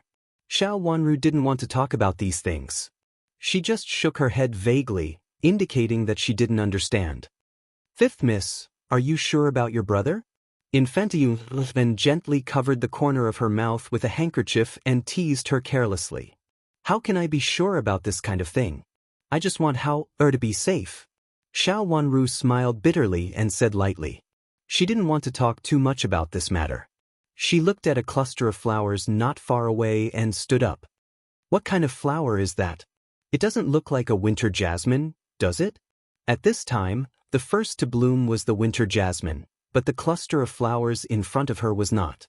The flowers were charming and graceful, not the kind of small winter jasmine. "I can't tell what it is. Maybe it's a flower offered by a foreign country. It's so beautiful." Zhang Qilan also stood up and was amazed. She couldn't see it when she was sitting in her seat just now. "I heard that it was sent by a small country. I can't remember it at the moment. The palace maid in the Empress Palace said it when she led me in." Infanta Yuan said with a smile. "It turns out that when you came here just now, You took a look at the Fengyi Palace. When I came in, I just followed the palace maid who led the way into the main hall in a hurry and didn't have time to stroll around. Zhang Qilan said enviously. I may have come a little early, so the Empress asked someone to show me around the palace first. Infanta Yuan, and explained with a smile. Xiao Wanru glanced at Infanta Yuan, Anne's beautiful but not aggressive face. Infanta Yuan was very delicate, not very conspicuous. At first glance, she was not very eye-catching, especially among a group of beautiful women. But after a closer look, she was still good-looking. In addition, she spoke decently and calmly, which gave people a good impression. But Xiao Wanru felt that she should be wary of this Infanta. What he had said just now sounded like a casual conversation, but the meaning behind his words was somewhat different. Xiao Wanru didn't know whether Infanta Yuan and really just said it casually or said it deliberately. But there was one thing she was sure of. Some words could not be said casually. As the granddaughter of great elder princess and the future Princess Zhou, how could she be so ignorant? She repeatedly hinted that she was determined to win the position of heir of Marquis Xing. She was just a weak girl who stayed in a boudoir, so what could she do? Unless Chu Luchen helped her. But there was another problem. How many people could Chu Luchen use? How many people could help her fight for the position of heir of Marquis Xing's mansion? The meaning of inquiring was obvious. In the last life, Infanta Yuan and was Princess Zhou. It was said that she had a good relationship with Prince Zhou and was valued by the Empress. She had seen Infanta Yuan, who became Princess Zhou, from a distance. She was surrounded by people, noble and arrogant, which was very different from her current attitude. Moreover, in the last life, Xiao Yanru had a good relationship with Infanta Yuan. The Empress really takes care of you. Zhang Qilan sighed with a teasing smile on her face. Infanta Yuan then blushed inexplicably and coughed in a low voice. I mean it. Look, I didn't say anything. Why do you emphasize it so much? Zhang Qilan laughed and bent down. What a coincidence. His Royal Highness Prince of Zhou was also here just now. Did Prince of Zhou accompany you for a while? Hearing her words, Infanta Yuan blushed even more. She glanced at her coquettishly and said, You're talking nonsense. I don't want to talk to you. I'd better talk to the 5th Mississippi. Why didn't you make fun of the 5th Miss Xiao when you saw Prince Qin just now? Seeing that the two of them changed the topic, Xiao Wanru shook her hands and said repeatedly, You two can talk, but don't involve me. I didn't ask anyone to accompany me to Fengyi Palace. You too. Infanta Yuan blushed. She pointed at Xiao Wanru and then at Zhang Qilan and said with grievance, 5th Miss Xiao, I didn't make fun of you just now. This appearance made Zhang Qilan laugh out loud in a rather embarrassing manner. While they were teasing, a palace maid came in and asked them to go back. She said that lunch had been prepared. They looked at the sky and found that it was still early. When they followed the palace maid to the lunch place, Qi Rongji and another miss were already waiting there. Then a eunuch came and told them that the Empress was not feeling well, so they could help themselves. There were palace maids and eunuchs around them. Even though the Empress was not there, the meal was very tight. After a few mouthfuls, the misses all put down their chopsticks. A eunuch arranged them to leave one by one in the palace sedan. When they arrived at the palace gate, they got on the carriages of each mansion and returned to the mansion gate. When Xiao Wanru was at the gate of the mansion, she saw Yan Shi, who came back in a hurry. Her eyes flickered involuntarily. She rolled her watery eyes and winked at Yujie beside her. Yujie understood and took 2 steps forward and bowed respectfully to Yan Shi. Child Yan. Yan Shi originally wanted to pretend that he didn't see her. If he walked faster, he could miss her. Now he knew that she was the 5th miss of Marquis Xing's mansion, the future Princess Qin. Yujie stopped him, but she had to greet Xiao Wanru now, especially when she turned around. Xiao Wanru had already bowed to her. Yan Shi hurriedly returned the greeting, 5th miss. I heard that child Yan came to the capital city for the spring examination. Xiao Wanru stood up and said coldly, It is indeed for this reason that I live in your mansion. Yan Shi nodded. Child Yan's ancestors have a good relationship with my grandfather. It is reasonable for you to live in the capital city. Xiao Wenru said with a smile, and then bowed sideways. Child Yen, I wish you a good result. Thank you for your kind words, fifth miss. Yen Shi stepped aside politely. Xiao Wenru walked past him slowly with Yu Jie and went to the inner courtyard. Old Madam had told her to report what had happened in the palace immediately after returning to the mansion. Seeing Xiao Wenru leave, Yen Shi frowned. Just when Xiao Wenru passed by, he heard Xiao Wenru say in a very low voice, Child Yen, be careful of the villains around you. Chapter 868.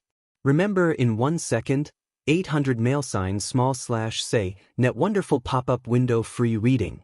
The slender figure disappeared behind the moon-shaped arch, and Yen Shi slowly retracted her gaze. Since she moved into Marquis Xing's mansion, she had little contact with other people in Marquis Xing's mansion. The person she had most contact with was Wang Xingxue, Marquis Xing's nephew. Was there anything wrong with Wang Xingxue? The first person Yen Shi thought of was Wang Xingxue. Originally, he had vaguely felt that there was something wrong with Wang Xingxue. Now that he thought about it, he felt that something was wrong. After all, he was not stupid, so he didn't ignore Xiao Wenru's words. Xiao Yenru was a girl in boudoir and the future Princess Chen. Yen Shi thought that it was impossible for her to speak carelessly, and there was no need for her to speak carelessly. Young master. The manservant behind Yen Shi reminded him when he saw that Yen Shi was standing still. This was the manservant he had brought from his own home. In order to take care of his daily life, his family had asked him to bring 2 manservants with him. One would take care of his daily life, and the other would take care of his brush and ink. Because this was a guest's residence, Yen Shi was also very careful to not let her manservant ask too much about anything. This was to prevent unnecessary misunderstandings. Go and find out about young Master Wang. Find out why he didn't take the scholarly examination. Yen Shi raised her head. She had already made up her mind. Wang Xingxue once told her about the Imperial examination in spring and mentioned that he also had a scholarly title. Later, he hesitated and said that he was delayed by his sister's health and couldn't take the exam for the time being. Originally, Yen Shi didn't care about this matter, but now she inexplicably thought of it and specifically brought it up. Don't worry, young master. I will go and inquire about it in a while. The manservant said quickly. Having lived in Marquis Xing's mansion for a period of time, Yen Shi could find a few people to ask. It didn't take her long to get the news. Child, the servants in the mansion all say that Child Wang is a scoundrel. When his sister died, he extorted a sum of money from the mansion.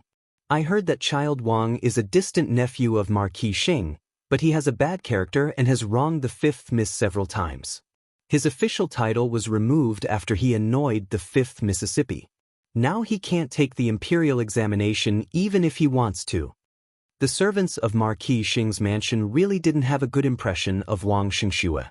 Although they didn't know the specific situation, it was obvious that Wang Xingxue had gained a lot of benefits and the servants of Marquis Xing's mansion had suffered losses. In the eyes of the servants, the best way was to drive him away directly and forbid him from coming here again. But when he came again, there was a message from the higher-ups, asking them to turn a blind eye to Wang Xingxue. After all, he was Master Ho's nephew, so they couldn't really be estranged from the Marquis's mansion. Things had already gotten to this point, and they were still talking about being distant. The servants didn't understand, but they didn't dare to talk about it. At most, they would look down on this young Master Wang in private. Child Wang has such a bad character? Yen Shi was shocked by the news he heard. Although he didn't like some of Wang Xingxue's behaviors, he had always regarded him as a gentleman and a courageous gentleman. He didn't expect that Wang Xingxue's character was so bad in private. After thinking for a moment, Yen Shi asked, "Are you sure?" "Don't worry, young master. I've specially inquired about several people, and I got the information by beating around the bush. It won't attract attention, but everyone said so," the servant said cleverly. Yen Shi fell silent. In fact, he had already somewhat believed it. In the past, when he and Wang Xingxue went out, the servants of Marquis Xing's mansion still saluted them and behaved respectfully, but sometimes he could always see that the servants' eyes were a little strange. When they looked at him, there was even a little pity in their eyes. Originally, he didn't understand what they meant, but now he understood a little. If Wang Xingxue really had a very bad character as he had heard, then there was something mysterious about his enthusiasm to help him save Miss Zhao before, right? Go to the back door of Miss Zhao's room later and keep an eye on her door to see who she is contacting with, especially whether child Wang has gone there in private. Yan Shi immediately thought of Miss Zhao, who Wang Xingxue had helped enthusiastically, but failed to meet her relatives. She was robbed by a wicked young man and met him by chance. But what did it have to do with Wang Xingxue? The enthusiastic Wang Xingxue did not seem to be a person with a bad character, but the person the servant inquired about was the real Wang Xingxue. If it was really like this, there was something strange about it. Yan Shi had a strong feeling that Miss Zhao was the key figure. Because of Xiao Wanru's words, Yan Shi was enlightened and immediately secretly sent someone to investigate Miss Zhao, whom he had met in the capital city. Xiao Wanru went to the Chuntang courtyard first, and old madam had been waiting there for a long time. After listening to Xiao Wanru's detailed account of what had happened in the Fengyi Palace just now, her face darkened and she didn't speak for a long time. Xiao Wanru sat beside her and lowered her head, waiting for old madam's response. After a long while, old madam said slowly, "Fifth girl, do you think the Empress dislikes our Marquis's mansion?" Xiao Wanru raised the corners of her mouth and showed a cold sneer. At this time, old madam still hoped that the Empress disliked her instead of Marquis Xing's mansion. Xiao Wanru raised her head, and the sneer at the corners of her mouth disappeared. She shook her head calmly. Old madam looked at her eyes carefully. Her eyes were smart and pure. Although she was charming, she looked a little innocent. After all, she was still young. At this time, she just shook her head without saying anything, which seemed to be a little ignorant.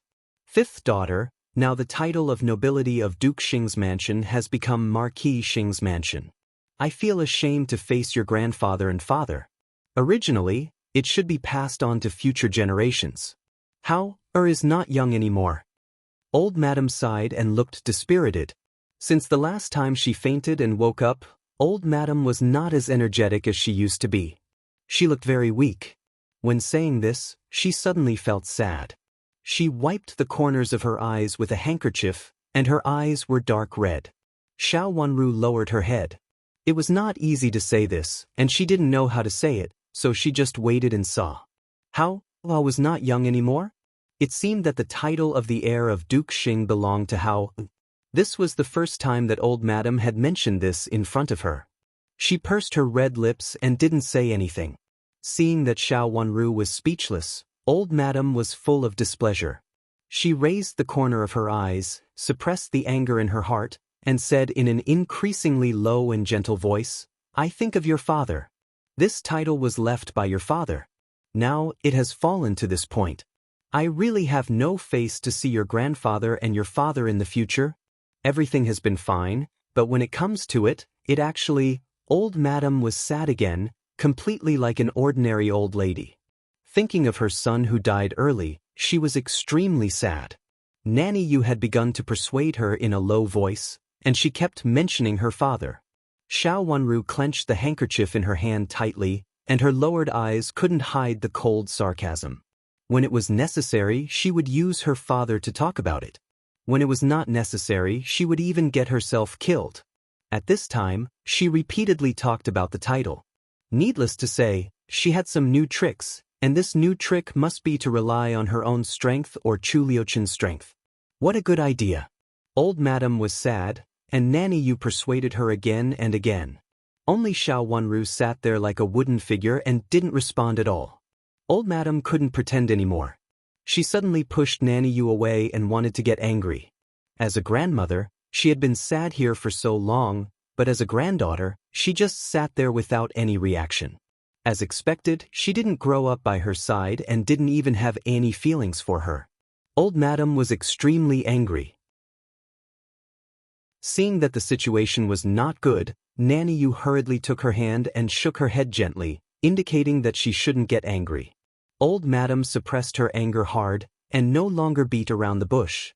She said straightforwardly, "Fifth girl, We still have to rely on you to restore the title of our mansion in the future. After all, you will be the future daughter-in-law of the royal family and the future Princess Chen. If you can persuade Prince Chen to speak for our mansion, it will definitely be effective. As expected, it was because of this. Xiao Wanru's watery eyes were deep.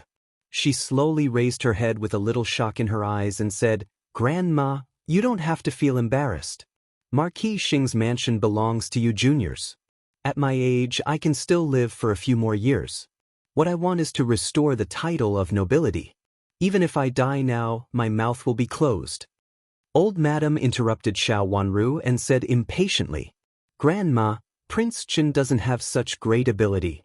Xiao Wanru said lightly, "How can you know whether he has the ability or not without trying? It is said that Prince Chen is most favored by the Emperor and the Empress Dowager and can get whatever he wants.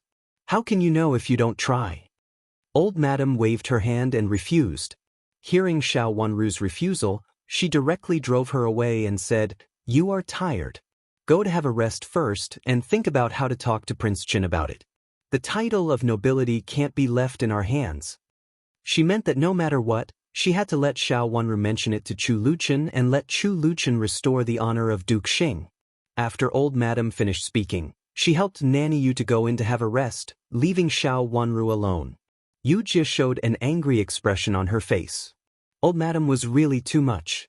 She actually put the blame on Miss, as if Miss couldn't do it, so she didn't try hard. Xiao Wanru still looked very calm. She was not surprised by Old Madam's outrageous behavior. She turned around and took Yu Jie out of the Chuntang courtyard unhurriedly and returned to the Piaoyun courtyard. Recently, everyone in the Piaoyun courtyard had been very busy preparing for Xiao Wanru's dowry. Several trusted servants were busy.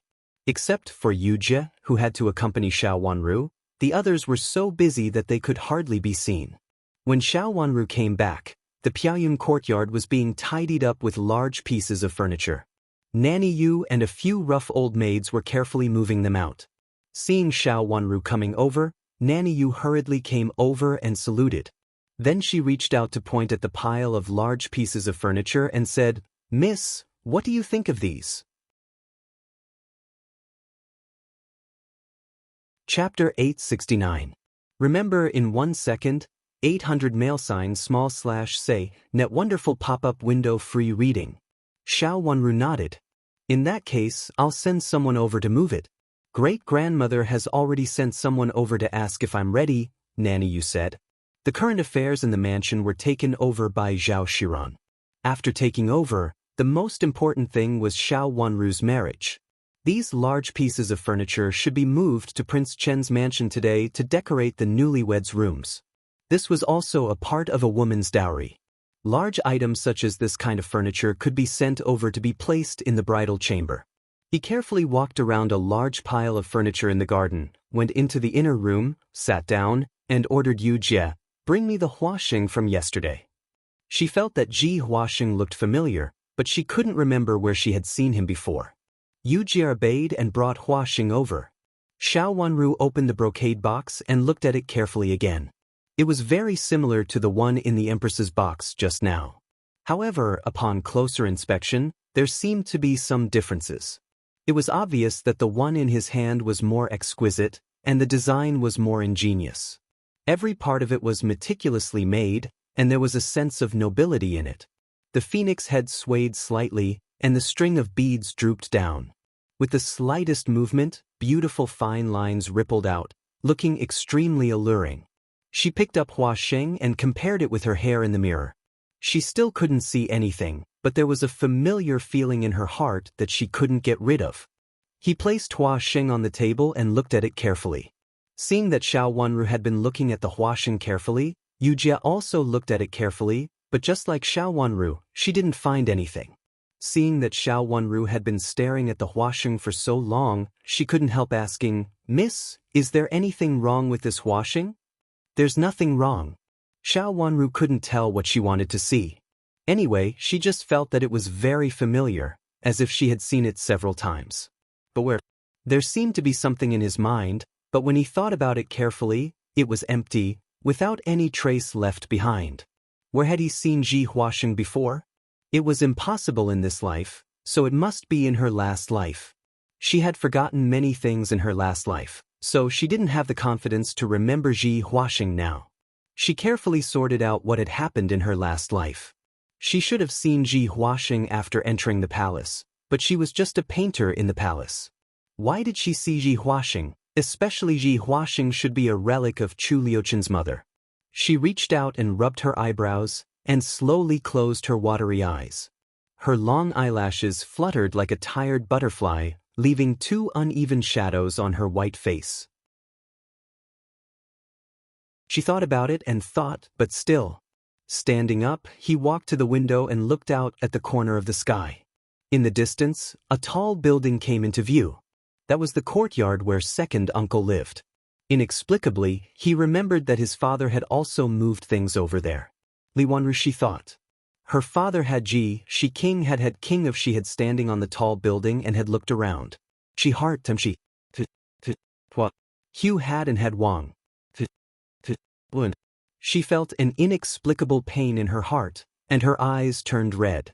If her father and mother were still alive, they wouldn't have let her and her brother live such a difficult life. A child without parents was like duckweed and had no one to rely on. If she didn't become strong, her last life would be the last portrayal of her. Those so-called relatives would not only not help her, but also push her into a deeper abyss until her bones and blood were eaten up, making her doomed eternally. Xiao Wanru looked up slightly and fixed her eyes on the tall building. She looked at it with rapt attention, as if she could see her parents from that place. A scream suddenly came from the yard, interrupting Xiao Wanru's thoughts. She lowered her head and looked at the messy yard. It seemed that someone had been hit. Go and have a look. Yu Jie answered and went out into the crowd. After taking a look, she hurriedly turned back and reported, "Miss, an old maid's leg was crushed by a cabinet. But don't worry. Nanny Yu is dealing with it. It shouldn't be a big problem. I just took a look at it. It's okay." Yu Jie had learned medical skills, so she could tell at a glance that it was okay. Xiao Wanru nodded and narrowed her watery eyes slightly. When she was about to turn around and go back, she suddenly heard someone scream and someone fell down again. Xiao Wanru stood still and looked at the yard. There were many noisy and messy people. In a short time, there were 2 groups of people. Some were screaming in panic, and some were helping. It was a mess. Don't move things first. Save the person who was hit and let her go back to have a rest first. I'll deal with it later, Xiao Wanru said decisively. But Miss Yu Jie wanted to say that it was too late to let her go back to have a rest since things were so urgent. Xiao Wanru waved her hand and said, "It doesn't matter if she takes a rest for a while." Seeing that Xiao Wanru had made up her mind, Yu Jie helplessly turned around to inform Nanny Yu. Then she helped Nanny Yu get the 2 injured old maids out and carry them to the wing room to have a rest. The other servants let them go back to have a rest first. They had been busy since the morning and hadn't even had lunch yet. They had planned to move a few things outside the courtyard and have a rest. Now hearing that they were allowed to have lunch first, they all thanked Xiao Wanru profusely and left. Yu Jie came back after checking on the 2 old maids who had been hit. "Miss, it's not a big deal. They just fell down and hit them when they accidentally moved the things." "You didn't use lunch before?" Xiao Wanru had just found out that these servants who moved the things didn't use lunch. It was already late for lunch at this time. "I asked them just now. Originally, we agreed to let them have lunch after moving these big things out of the courtyard. But some of them look easy to move, but in fact they are not easy to move at all. In addition, they have been moving for so long that their legs are weak and they don't have much strength. That's why they hit people." Yu Jie asked clearly just now and listened to Xiao Wanru's report. Xiao Wanru raised her eyebrows and asked lightly, "Who told us to do that before?" "It's the first grandma's servant. In order to ask them to work harder, the first grandma specially promised to give them more money. She said that the first grandma would give them more money after moving the things." Yu Jie said. Xiao Wanru slowly showed a smile, which was very beautiful, charming and cold. Therefore, if something happened, it was her fault. Zhao Shiran had done a good job. No matter how one looked at it, it was very good. It was watertight. If she hadn't found out that Zhao Shiran had ulterior motives, she would probably think that Zhao Shiran was a good person. Not only did he wholeheartedly manage the business, but he also paid for it. Zhao Shiran had played too many tricks. Although he didn't cause any substantial harm to her, he was really annoying. Carry the 2 injured old maids to the Qiuhui courtyard. Tell them that the 2 old maids accidentally hit their feet and ask the first sister-in-law to diagnose them. No matter how much it costs, you can pay from me. Xiao Wanru said, who didn't know how to be a disgusting person. Of course, she felt that it was more like Zhao Shiran's test, and she also gave Zhao Shiran a warning. No matter what Zhao Shiran's purpose was, he shouldn't treat her as a stepping stone. She couldn't be trampled on by others at will. If he wanted to be a good person and get the praise of the whole mansion, he could do that, but he shouldn't use others' reputation to help himself. Grandma, the 2 old maids sent by the 5th Miss said that they were injured. Obviously, they were injured by her, and it was because of her. Why did she send them to us? Qiu Yu came in angrily and reported to Zhao Shiran. In the room, Zhao Shiran's face was not very good and a little gloomy. When she married into Marquis Xing's mansion, she had been prepared for it. In order to marry into Marquis Xing's mansion, she had even done some tricks in advance. However, she didn't expect that so many things would happen during her marriage. On the day of her marriage, she even lost the title of nobility of the Marquis's mansion, which looked very unlucky. After making a mistake, old Madam of the mansion even vented her anger on her. Although she had gotten the supervisor's card now, it was difficult for her to get started for a while without someone's guidance. Moreover, the supervisor in the mansion was not very obedient when he saw her. Everyone knew that so many things had happened to her as soon as she married into Marquis Xing's mansion, so she would not be favored by the elders. Therefore, at this time, she had to be more patient. If possible, she was willing to join hands with others. Take her in and ask someone to take good care of her. Then ask a doctor to come over and have a look. Don't care about money. Be sure to cure her. Zhao Shiran ordered. Grandma, the people sent by the 5th Miss said very nice words. They said that if you need money, you can go to the 5th Miss for it. However, they just said such words and didn't send anything substantial. Who doesn't know how to say nice words? Qiu Yu curled her lips and said angrily. In front of so many servants, the people of the Piaoyun courtyard said nice words, and the 2 injured old maids repeatedly expressed their gratitude to the 5th Mississippi. It was her grandma who did it, but in the end, the thanks fell on the 5th Mississippi. Qiu Yu was very unconvinced. Grandma had just entered Marquis Xing's mansion and encountered such a big event. She really needed a good reputation to support her. Why did the 5th Miss rob her grandma's good reputation at this time? Don't care about these things. It's Madam of the Prime Minister's birthday in a few days. Have you prepared all the gifts? In the face of the servant girl's anger, Zhao Shiran was very calm. She had long known that the 5th Miss Xiao was not simple. Now it seemed that she was extraordinary. It seemed that she had to be more careful. It's all ready, but why did Grandma take out the good things in her dowry and send them over? Originally, this kind of thing should be prepared by old Madam. Thinking of this, Qiu Yu felt very angry. Which new bride gave her dowry as soon as she married?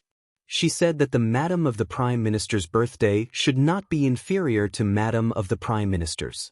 She also said that many things in the mansion had been given to the 5th Miss as her dowry and there was nothing special. Didn't she force Grandma to take out her own dowry? Fortunately, Grandma had a good temper. Otherwise, she would not be able to bear it at this time. Qiu Yu felt more and more indignant for her master. Chapter 870. Zhao Shiran didn't mind and smiled. His expression was very gentle. No matter how good the dowry is, it's just sitting there. Picking 1 or 2 decent pieces to give out will bring glory to everyone. There's no need to be so calculative. Before Qiu Yu could finish her sentence, she suddenly saw the curtain at the door open. Xiao Hualin walked in. He had just walked out of the door and happened to hear what Zhao Shiran said. He was full of humility.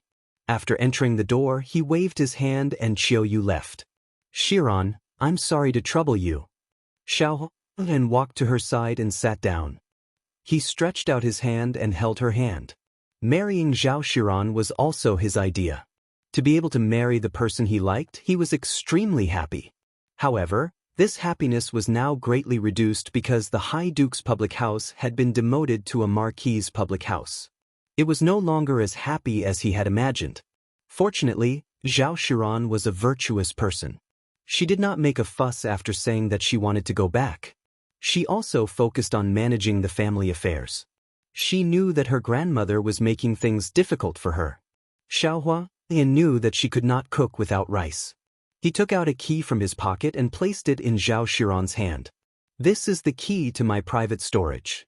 If you lack anything, you can take it yourself. I let you take charge of the house when you just entered the house.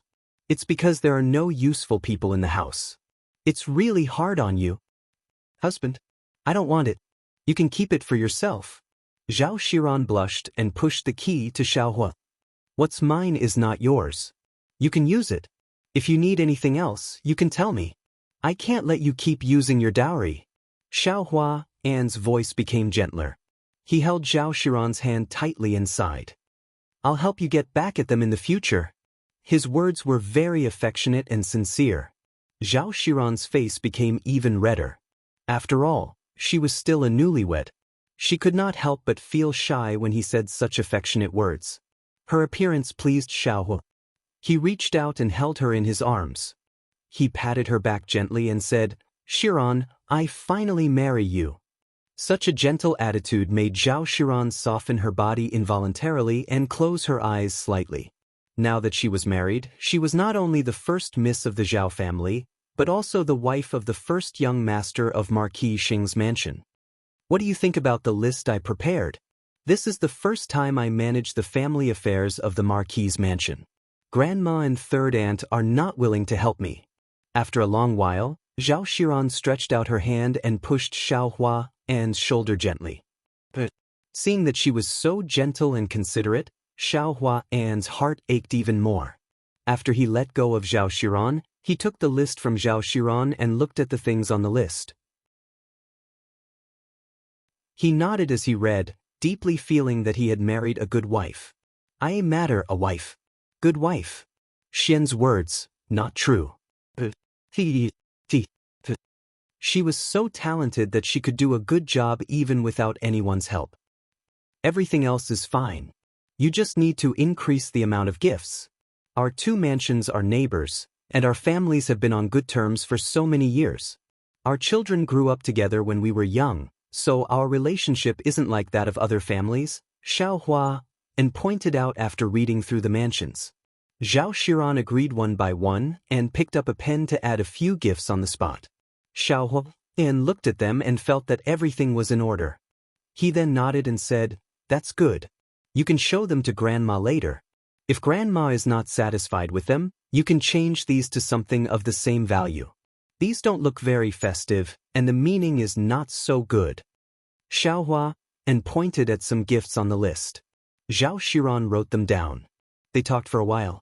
Xiaohua left after being summoned by the servant sent by Xiao Jing. The list fell on the table again. Zhao Shiran thought for a while and copied the list again.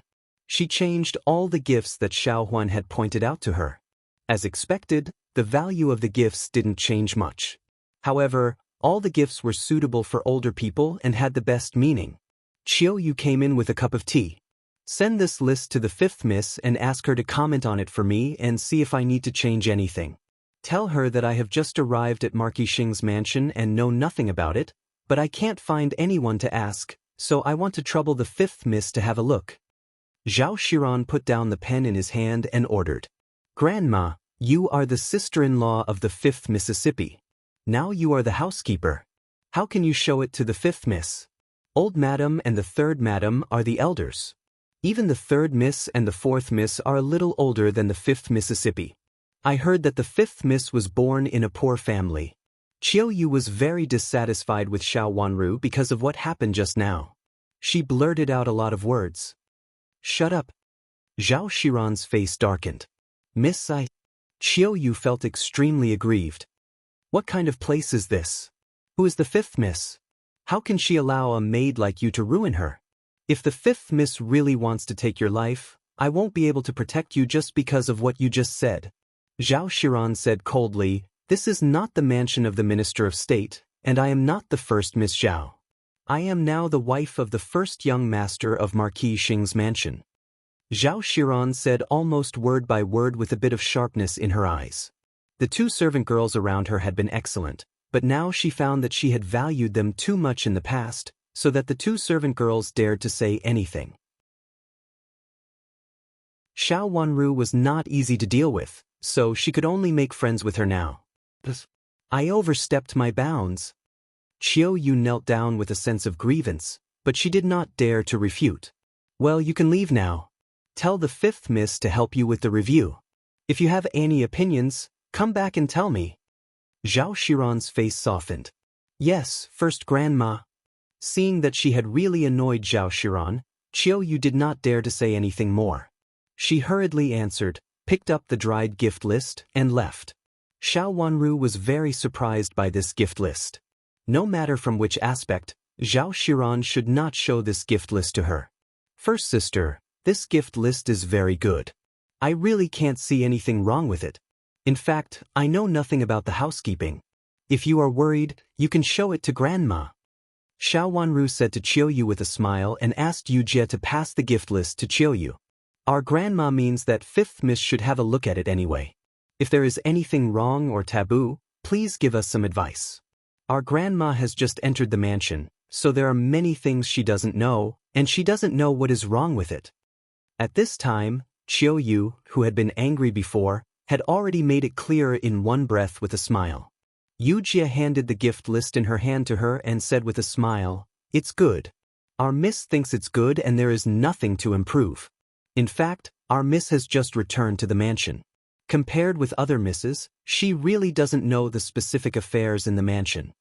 Of course, she meant that Zhao Shiran had asked the wrong person. How could Xiao Wanru, who had just returned to the mansion, know all kinds of taboos and what they cared about in the mansion? Fortunately, they were just going through the motions. After the two servant girls pushed it a few more times, Qiu Yu picked up the gift list and went back to report to Zhao Shiran. Miss, what is first grandma doing? Why did she show you this gift list? It has nothing to do with you, right? Yu Jie rubbed her little face, which was stiff from laughing. Just now, she pushed Qiu Yu and laughed so hard that her teeth almost fell down. In fact, it was really fake. It's for others to see. Xiao Wanru slightly raised the corner of her mouth. She really couldn't like this sister-in-law, who had malicious intentions towards her as soon as she entered the mansion. Just now, she just glanced at her casually and didn't pay much attention to her. Miss, why do we have to go to the Wen's mansion again this time? Didn't you say that we don't have to go? Why do we suddenly have to go there again and ask us to go with first grandma? Yu Jie asked curiously. This was the news that old madam's old maid had sent to inform them just now. Xiao Wanru was about to get married, and time was tight. Old madam's original intention was to let her refuse many invitations. Except for the banquet in the palace, she had to stay in the mansion to prepare for the dowry and other things. Maybe the relationship between the two mansions is really good.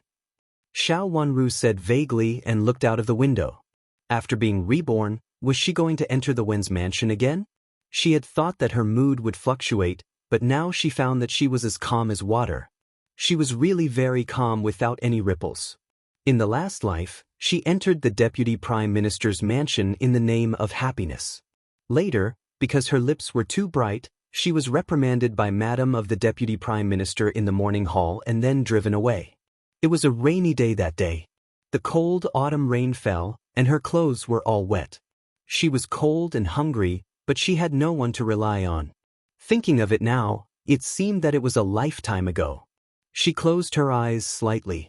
At that time, she almost lost her soul. She had no home to return to, no relatives to rely on, and she was alone in the vast world. When passers-by on the road saw her wet, they pointed at her and ridiculed her. She bit her lip hard, and the sharp pain made her sober for a while. It also made her clearly know that she was Xiao Wanru now, not the Xiao Yanru who had no one to rely on in the last life. She slowly opened her eyes, which were stained with a little red, and her eyes were cold and sharp. Then she slowly calmed down, with a sneer on her lips without any warmth. After being reborn, many things were different from the last life. In this life, she was herself, and Wenshichi was Wenshichi. After repaying Wenshichi's kindness in the last life, she would not have much interaction with the Wen's mansion in this life. In fact, it was not so difficult to enter the Deputy Prime Minister's mansion again. Chapter 871. Old Madam originally said that she would not go to the Prime Minister's mansion, but later she decided to go with Xiao Kailing, Xiao Wanru, and Zhao Shiran, his new daughter-in-law. Although the two mansions were very close, they still got in the carriages. Marquis Xing's mansion prepared 2 carriages. Xiao Wanru and Old Madam sat in the front carriage, and Zhao Shiran and Xiao Kailing sat in the back carriage. After getting in the carriages, they arrived at the Prime Minister's mansion after a turn. They were the first to arrive, so they entered the Prime Minister's mansion without waiting for long. The men stayed in the living room outside, and the women went to the inner door. Hearing that Old Madam was coming, Madam of the Prime Minister had been waiting at the Chuehua Gate early. The relationship between the two mansions had always been good. Although they seldom contacted each other because Old Madam was not in charge of affairs, they had a good relationship after so many years. Madam of the Prime Minister was a beautiful middle-aged woman who was dressed very elegantly. When she saw Old Madam coming, she hurriedly came up to her with a smile. After a little greeting, Old Madam looked at a beautiful girl behind Madam of the Prime Minister and said, "This girl looks a little familiar." "Old Madam, have you forgotten that this is my niece, Shishu, who used to play with several misses in your mansion?" Madam of the Prime Minister introduced with a smile. "Oh yes, I am dim-sighted. Yes, she is Sister Shu from your mansion. I haven't seen her for a long time. I didn't expect that she has become so beautiful like a flower. Madam Wen is really good at raising people.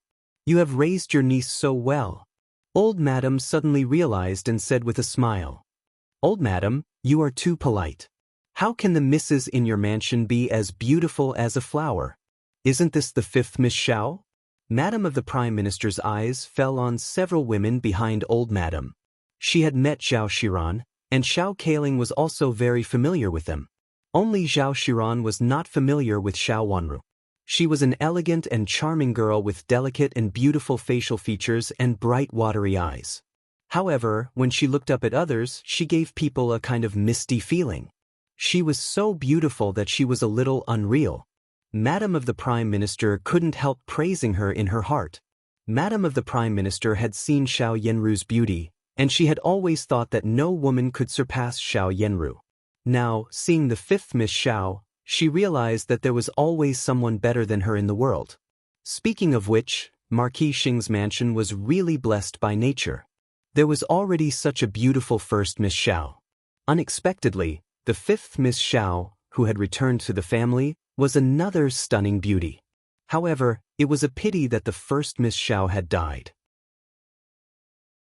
It was unknown whether the 5th Miss Xiao was a beautiful woman with a short life. "Wanru, come and meet Madam Wen." Old Madam waved to Xiao Wanru and said. Xiao Wanru took a step forward and bowed to Madam of the Prime Minister respectfully. Good girl. You are really beautiful and polite. Old Madam's granddaughter is really well educated." Madam of the Prime Minister nodded repeatedly. She reached out to take a bracelet from her hand and put it on Xiao Wanru's hand. "I didn't prepare anything good today. This jade bracelet is good. I'll give it to you as a gift for our first meeting." "Thank you, Madam Wenxiang," Old Madam said happily. Xiao Wanru thanked her and stepped aside. Gu Shishu stood beside her and stared at her fiercely as if she was going to eat her. There was almost uncontrollable hatred in her eyes. Xiao Wanru looked into Gu Shishu's eyes indifferently and then smiled slightly.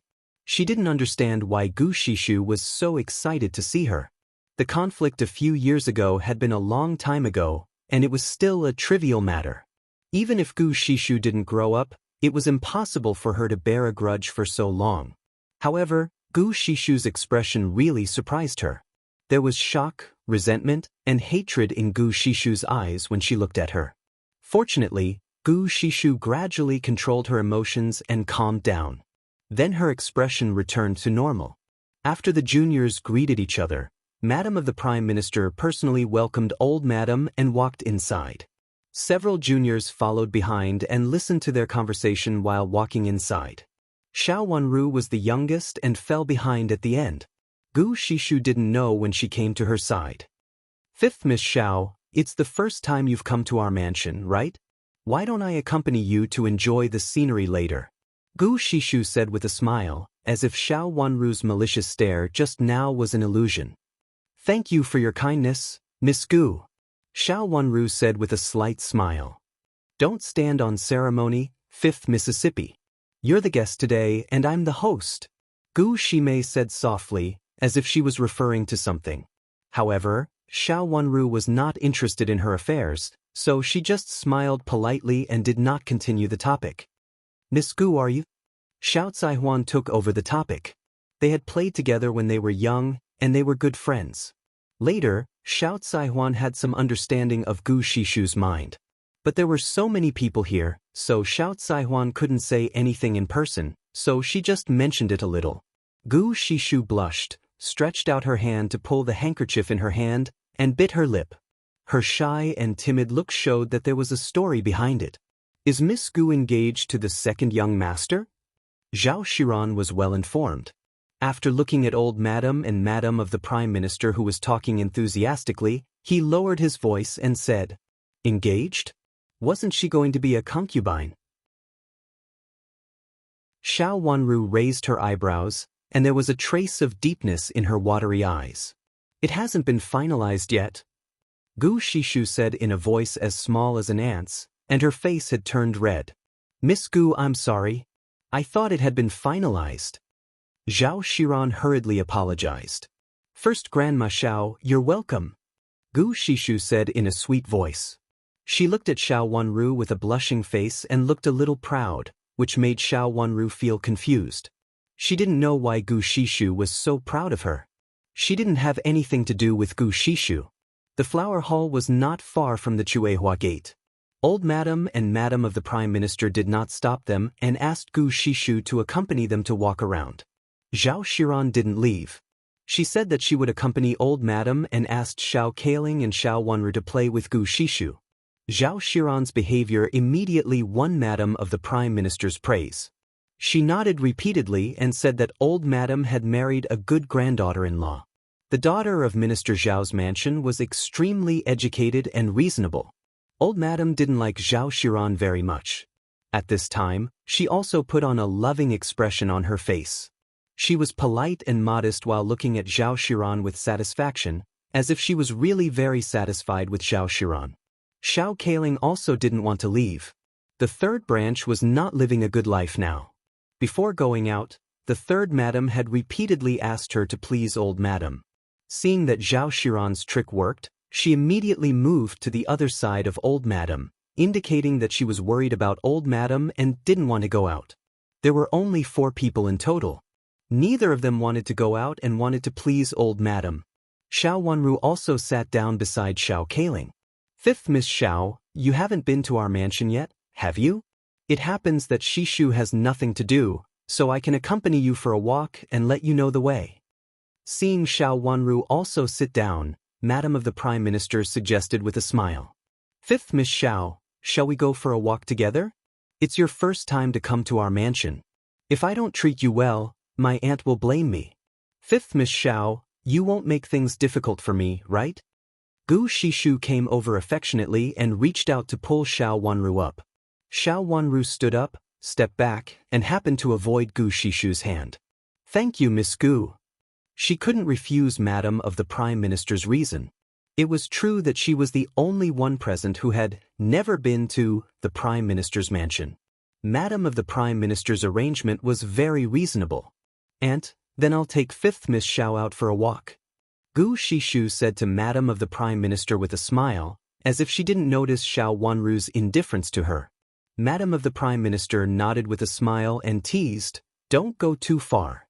You will come back soon. If you are tired, come back early. There will be snacks to eat later. If you come late, there will be no more." Aunt.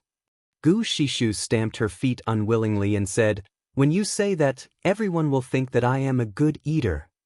"Aren't you a good eater?" Madam of the Prime Minister laughed, and old Madam couldn't help laughing. "Fifth Miss Xiao, let's go first. We will come back after a while, in case we finish all the good ones." Gu Shishu blushed because of the laughter. She leaned over to Xiao Wanru and said affectionately, "Okay, go ahead." Madam of the Prime Minister waved her hand with a smile. It could be seen that she liked this niece very much. The smile on old Madam's face also faded. Gu Shishu in front of her reminded her of Madam of Jiang, who also grew up before her. She also wanted Madam of Jiang to marry into her family and become her favorite daughter-in-law, but in the end, she fell into such a situation. Thinking of it now, old Madam didn't know what was wrong with Madam of Jiang, who made mistakes one after another. Xiao Wanru bowed to old Madam and then left after Gu Shishu. After walking out of the door of the flower hall, Gu Shishu pointed to a path ahead on the right and said, "Fifth Miss Xiao, shall we go there for a walk? The scenery over there is very good." Looking in that direction, Xiao Wanru's eyes became a little gloomy. She frowned slightly, but then she relaxed and said, "It's up to you, Miss Gu." She naturally meant that she had never been here, so she could let Gu Shishu make the decision no matter where they went. "Okay, let's go there from here." Gu Shishu nodded with a smile.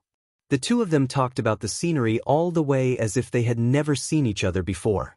Xiao Wanru was actually very familiar with this road. In her last life, she could walk this road several times a day. In the backyard of the Prime Minister's mansion, this was the only place that Xiao Wanru was most familiar with. If this place had not been changed, the place that the road led to was really very familiar, the courtyard where Wen Shiqi lived. The Prime Minister's only daughter died early, and he only had 3 sons. As for other concubines, the Prime Minister didn't have many, so several large courtyards in the backyard were reserved for his 3 sons. Wen Shiqi was the Prime Minister's most beloved son.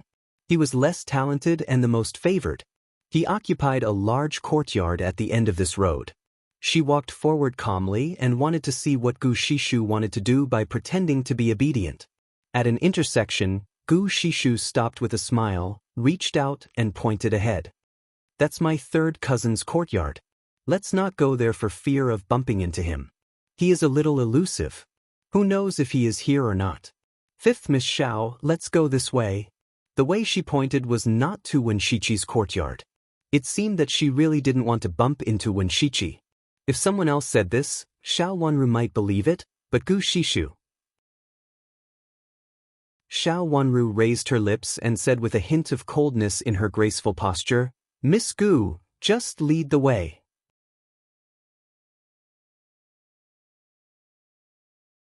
Chapter 872. The weather had gradually warmed up, especially today, which was a sunny day. If it wasn't for the windshield, it should be warm. There were not many flowers in early spring, but along the way, there were many trees that had been green by the spring breeze, which were no longer as withered and dilapidated as they used to be. Xiao Wanru looked at the courtyard in front of her with a frown. It was a very simple courtyard, even more so than the other places, as if it had a simple and unadorned aura. Unlike the other luxurious buildings in the mansion, this was just a simple little courtyard. The door was also a very simple gate. Opening the gate, one could see 3 simple rooms. "What is this place?" Xiao Wanru stopped. "This is the study. Let me show you something good." Gu Shishu said with a smile and reached out to push Xiao Wanru. Xiao Wanru was caught off guard and almost fell. Yujia hurriedly took 2 steps forward to protect Xiao Wanru and looked at Gu Shishu with vigilance. "Fifth Miss Xiao, are you afraid?" Gu Shishu raised her eyebrows, raised her chin, and said with a sneer, "What am I afraid of? Could it be that Miss Gu has hidden something that can't be seen here?" Xiao Wanru gently pushed Yujia away and said with a cold face, "It is indeed something that can't be seen, but I didn't hide it. Fifth Miss Xiao, you are so scheming. You seduced Prince Chen and my 3rd cousin at the same time." Gu Shishu looked at Xiao Wanru with jealousy and hatred. She had tried so hard but failed to get it. How could Xiao Wanru get it so easily? "What did you say?" Xiao Wanru's face darkened. She didn't understand Gu Shishu's words, but her meaning shocked her. "Fifth Miss Xiao, don't you understand? You are really good at pretending. There's no one else here. You'd better say it directly." Gu Shishu was angry and resentful. Thinking of the painting she saw, she was about to explode with anger. What belonged to her belonged to her. If someone snatched it, she would rather destroy it if she couldn't get it. Her third cousin was the person she had set her mind on when she entered the Deputy Prime Minister's mansion, but now this person was getting farther and farther away from her. As long as she thought of this, she would gnash her teeth in anger. She was the one who was third cousin's childhood sweetheart. She was the one who grew up with third cousin and accompanied him until now. Why did third cousin's heart belong to someone else? Originally, she felt that the woman in the painting looked familiar, but she couldn't remember who she was at the moment. Later, after thinking of all the outstanding women she had seen in her mind, she found that this person was a little bit like the fifth Miss Xiao of Duke Xing's mansion. Gu Shishu had a good memory. When she saw Xiao Wanru at the beginning, Xiao Wanru didn't look like this. She still looked like a childish child, but there were some things that couldn't be changed. Xiao Wanru had delicate and beautiful facial features and pure and charming watery eyes. Of course, Gu Shishu also had doubts, but this doubt disappeared when she saw Xiao Wanru today. Yes, this was Xiao Wanru, the current Xiao Wanru, not the former Xiao Wanru. But how could it be her? That was why Gu Shishu was so shocked when she first saw Xiao Wanru. Why was it her? When did third cousin become so familiar with her? Why didn't she know? Moreover, she had never heard of this matter from others. What are you talking about? Can Miss Gu say whatever she wants? If you wish to incriminate someone, you can always find a pretext. Xiao Wanru, however, calmed down. Her watery eyes fell on Gu Shishu's envious and ferocious face, and she said with a slight smile, "You, how dare you deny it?" The calmer Xiao Wanru was, the angrier Gu Shishu became. She pointed at Xiao Wanru and scolded loudly. "Miss Gu, don't talk nonsense if you don't have evidence. Our miss is going to marry into Prince Chen's mansion soon. Nobody can talk nonsense." Yu Jie glared at Gu Shishu and said, "Just now, the young miss was almost pushed down by her." Gu Shishu's maid also stepped forward to protect her master, stood in front of Yu Jie, and said, "How dare you? Our miss is talking nonsense. Is your Mrs. Maid the same as my Mrs. Maid?" Yu Jie looked the maid up and down with disdain. Gu Shishu's servant girl couldn't argue with her. She was so angry that she wanted to fight, but she was stopped by Gu Shishu. "Xiao Wanru, you won't shed tears until you see the coffin, right? Well, I'll let you die knowing now. Come with me," Gu Shishu said with a sneer. She turned around and walked inside. After a few steps, she turned back and said, "Xiao Wanru, don't tell me that you don't even dare to look at it? If you don't dare to look at it, I'll take the painting out later and show it to all the guests today. I'll let everyone know what kind of person you are and see if Prince Chen still wants to marry you." After saying that, she angrily walked to the main room. Xiao Wanru thought for a while and followed her fearlessly. The door of the main room was originally tightly closed. Gu Shishu took out a key, opened the door, and went inside to have a look. It turned out that this was not the main room for people to live in, but a study. The books inside were arranged in rows. The so-called 3 rooms were actually the side rooms on both sides of the main room that were connected to each other. Gu Shishu led Xiao Wanru to the side room on the left. There was a large writing desk against the wall, on which there were all kinds of writing brushes, ink, paper, and inkstones. There was also a large painting jar on the side with a few paintings in it.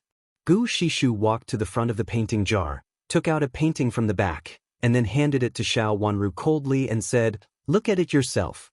Don't say that you don't know who this person is. Even if she is a little different, so what? It's just that third cousin wants to cover it up. Anyone who sees it will know that it's you. Trying to cover it up makes things worse." Xiao Wanru took the painting scroll and frowned unconsciously. She walked to the table in front of the window, slowly opened the painting scroll, and then spread it flat on the table. When he saw the woman in the painting clearly, his expression changed. The woman in the painting was none other than, it was her. Yujie originally thought that Gu Shishu was talking nonsense. Now that she saw the face of the woman in the painting clearly, she widened her eyes in shock and was so surprised that she couldn't speak for a while. This was obviously Miss, wasn't it? Don't tell me that you don't know the woman in the painting, or that the woman in the painting is someone else. Xiao Wanru, I didn't expect you to be such a person. You and third cousin secretly. Gu Shishu pointed at the painting with a livid face. Her eyes were full of hatred, as if when Shichi had originally belonged to her. Xiao Wanru, believe it or not, I will show this painting to everyone later and let you feel that you have lost your reputation. You want to marry my third cousin? Just give up. Even if you lose your reputation and have no choice but to come to our mansion, you will at most be a concubine. Moreover, you will be a concubine below me. I can torture you however I want. Gu Shishu's eyes turned red with anger. Xiao Wanru ignored her and looked at the file. It was very familiar. Everything was very familiar, whether it was the clothes, the expression, or even the surrounding environment. Everything was very familiar, as if it was right in front of her. When she looked again, she felt as if she was dreaming. She stroked the face of the woman in the painting with slightly trembling fingers. For a moment, the hatred that she thought had disappeared in her bones and blood was so easily aroused. The woman in the painting stood in the corridor, followed by a servant girl far behind. It was not Yujie, but another servant girl. She remembered that this servant girl was a servant girl assigned by the Deputy Prime Minister's mansion. She was quite loyal, but even such a loyal servant girl failed to protect her. Because she accidentally bumped into Gu Shishu, the second madam of the Deputy Prime Minister's mansion, she was severely beaten 20 times. When Xiao Wanru learned the news and went to find Gu Shishu had already gone to play. The servants in the mansion did not let Xiao Wanru go. When Gu Shishu came back after playing, the servant girl was already dead. It was raining in the painting, and the rain was falling. She looked up at the rain with a sad and lonely look. She pursed her lips tightly with bitterness and helplessness. Her eyes seemed to fall on the rain, but also seemed to penetrate the rain and fall on an unknown place. There was another person at the end of the corridor. Xiao Wanru could not see clearly who he was. However, judging from the color of his clothes and the thin figure, even though his face was blurred, Xiao Wanru could guess that he was Shichi, who was too sick to get up at that time. He seemed to be standing at the window of that room, quietly looking at Xiao Wanru in the corridor with a sad face. Some memories seemed to come to her mind. She entered the Deputy Prime Minister's mansion in the name of getting married and was looked down upon by all the people in the Deputy Prime Minister's mansion. It was okay in Shichi's own courtyard. As for the servants in other mansions, they did not treat her as a master at all. When they saw her, they were neither warm nor cold, and few people paid attention to her instructions. Even if she did it herself, few people would pay attention to her, not to mention that she asked a servant girl to do it.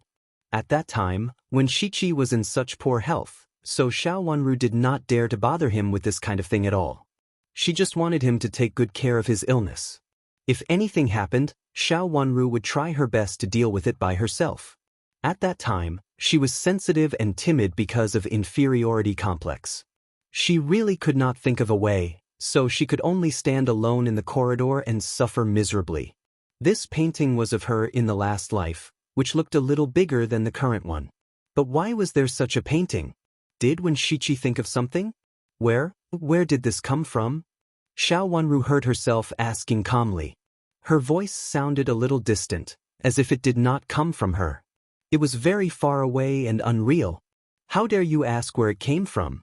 Of course, it was painted by third cousin. Don't tell me that you don't think this person is you?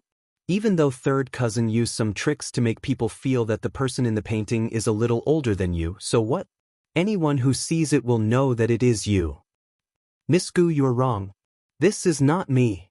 Xiao Wanru said lightly, this is the courtyard of the mansion, right? Is this the servant girl of the mansion? I have never been here. How could there be such a scene? Xiao Wanru slowly stroked the corridor above with her fingers. The servant girl above had a hard life with her in the last life. In this life, it had nothing to do with her.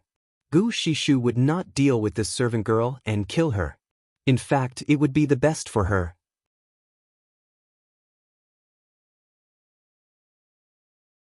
Chapter 873. It's not you. Xiao Wanru, you are deceiving me. If it's not you, who could it be? Well, you don't want to admit it, do you? I'll take this painting out now and let others see it. Gu Shishu was so angry that she reached out to take the painting away and said angrily. Xiao Wanru did not stop her. Instead, she took a step back and said with a cold look, "That's just right. I also want to ask who it is. If it's not me, who could it be? But if it's me, how could the third young master in the painting be in a void scene? Besides, I'm not so old. Could it be that the third young master one has a pair of eyes that can see through the future?" Xiao Wanru's calm look made Gu Shishu hesitate. She glanced at Xiao Wanru and found that Xiao Wanru looked too calm, as if it had nothing to do with her. But did it really have nothing to do with her? Gu Shishu lowered her head and looked at it carefully. The more she looked at it, the more confused she became. She looked at Xiao Wanru and then at Yu Jie behind Xiao Wanru. Her original conviction was shaken. At this time, should Xiao Wanru rush over in a hurry and snatch or tear the painting in a panic? She was really not afraid that Xiao Wanru would tear the painting. As long as Xiao Wanru tore the painting, it would show that the person in it was indeed her. There were 2 paintings painted by her third cousin. She did not take out the other one. After tearing this one, there was still another one. She was really not afraid of tearing it. But how could Xiao Wanru be so calm? "It's not you." "Of course it's not me. If Miss Gu doesn't believe it, you can take it out and ask others. But if it's not me, I'm afraid that your mansion will be in trouble. After all, the marriage between me and Prince Qin is the Empress Dowager's decree. Does the third young master of your mansion insinuate something by painting such a person?" Xiao Wanru slowly tidied up her clothes and looked at Gu Shishu leisurely. She looked more and more calm, but the meaning of her words made Gu Shishu's face change. If the Empress Dowager's decree was not what she guessed, not only would her third cousin be punished, but she, the initiator who took out the painting, would also be in trouble. "If it's not you, who else could it be?"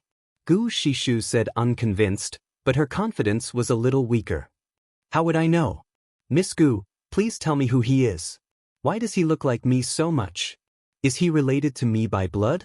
If it is true, does this woman have anything to do with Marquis Xing or and Great Elder Princess? Could it be that I have a sister?" Xiao Wanru said with a cold look, "Miss Gu, leave the painting to me. I'm going to see my grandma. The royal bloodline can't be mixed." Seeing that Xiao Wanru did not panic but became cold, Gu Shishu panicked. She hurriedly stood in front of the desk and blocked Xiao Wanru. "Fifth Miss Xiao, I can't give you this painting. It belongs to third cousin. I don't know who he painted, but no matter what, it belongs to third cousin. You even pointed at the painting and said it was mine. Let's just say that this painting is mine. Can you give it to me now?" Xiao Wanru said impatiently and took a step forward to pull Gu Shime. Gu Shime stopped her tightly and shouted anxiously, "Who said that it's you? How could it be you? You don't look the same. You are obviously older than you. My third cousin is not familiar with you. How could it be you?" Xiao Wanru's attitude turned the last trace of doubt into ashes. It was not Xiao Wanru. It was definitely not Xiao Wanru. Looking at it carefully, she did not look like Xiao Wanru. Moreover, Xiao Wanru had always looked calm. When did she become so sad? There were many people who looked alike in this world, but how could Xiao Wanru be? Although they looked alike, their temperament and expressions were different. The more Gu Shishu thought about it, the more she regretted it. If third cousin knew that she had touched his things, he would definitely ask his aunt to punish her. In fact, she just wanted to trick Xiao Wanru and then think of a way to use Xiao Wanru. It really wasn't me? Or someone who has a relationship with me? Xiao Wanru stood still and did not move forward.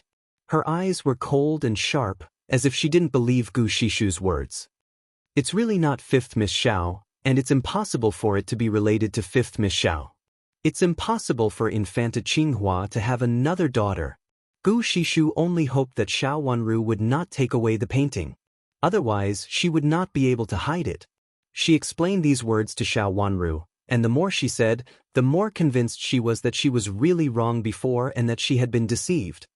Since it's not her, forget it, Xiao Wanru said with flagging interest. She turned around and walked out, looking uninterested. Seeing that Xiao Wanru did not come up to snatch it again, Gu Shishu secretly breathed a sigh of relief. With lingering fear, she carefully rolled the painting and put it in the painting jar. After cleaning up, she looked around and found that she had not missed anything. Then she came out with her servant girl. Xiao Wanru had been standing in the yard for a while. Seeing Gu Shishu come out, she raised her feet and walked out. Gu Shishu hurriedly followed her, looking a little timid. She was no longer as domineering and confident as before. In terms of status, her status naturally couldn't be compared with Xiao Wanru's. Without the self-righteous control over her, she unconsciously felt weak in front of Xiao Wanru. After the two of them left, when Shichi appeared behind a pine tree in the back corner of the yard. With his hands clasped behind his back, he looked at the backs of the people who were going away. His eyes were deep, and there seemed to be thousands of thoughts in them. He stood there fixedly, giving people a sense of loneliness. "Young master." Seeing that he stood there and watched for a long time without moving, the servant couldn't help calling him and reminding him, "Cousin Miss has left." The servant also felt strange.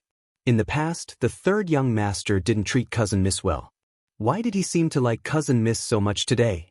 If so, why did the third young master not react at all when Cousin Miss came to please him before and even looked a little cold and displeased? What was it now? Cousin Miss was about to marry the second young master and become the third young master's sister-in-law. Was the third young master reluctant to let her go? The servant scratched his head and felt confused. If there is a person who keeps appearing in my dream, what is the reason? When Shichi said in a low voice. It seemed that he was talking to himself, with some confusion that even he didn't understand. When he came in just now, he heard that there were people in the room, not only Gu Shishu but also Xiao Wanru. Inexplicably, he thought of hiding. He had a feeling that he wanted to secretly check on Xiao Wanru. Wasn't it her? It was obviously her. How could it not be her? But the memory in the dream seemed to be different from the one in front of him. The woman in the dream was sad, so sad that he felt sorry for her. He wanted to try his best to protect her, but he seemed to be ill in the dream. Even he needed her to take care of him, so how could he take care of her? It was a feeling of heartache. This feeling was even more intense than when he was awake. The woman in his dream made his heart ache, but he could only look at her from afar. He was powerless to help her. He knew that even if he helped her temporarily, it would be even more difficult for her in the future. If he was gone, what would happen to her? He had begged his mother, but his mother said in front of him that she was good to him, but in fact, she had always been indifferent to him. He put his hand on the tree trunk, but his heart ached. The woman in the dream was her, but it seemed that she was not in the same place as her. That feeling was very mysterious. It was as if he knew it was her, but he couldn't find any evidence. Moreover, the person in the painting was a little different from her. It seemed to be a woman in his memory, deeply imprinted in his heart. Now she came in front of him, but she was different from the one in his memory. So she was her. Originally, he thought that his dreams would fade, and there was even a period of time when he didn't think about them, but he didn't expect them to become more and more intense recently. Almost every dream was about her, but in every dream, she was sad, timid, and panicked. Every scene made his heart wrench in pain. He exerted force, and the rough branches made him slowly wake up. So what if it was her? So what if it wasn't her? She was about to marry Prince Qin and become his princess.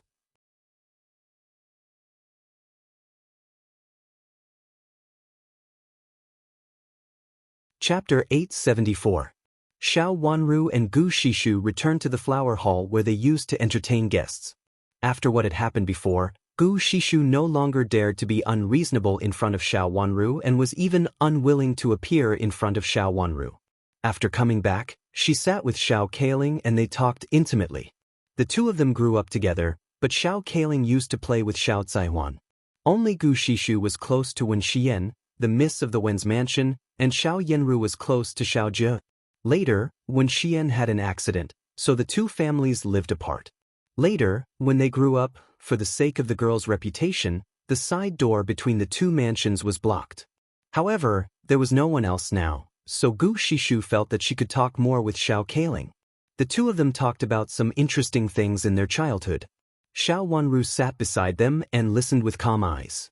She seemed to be very interested, but in fact her mind had long been wandering.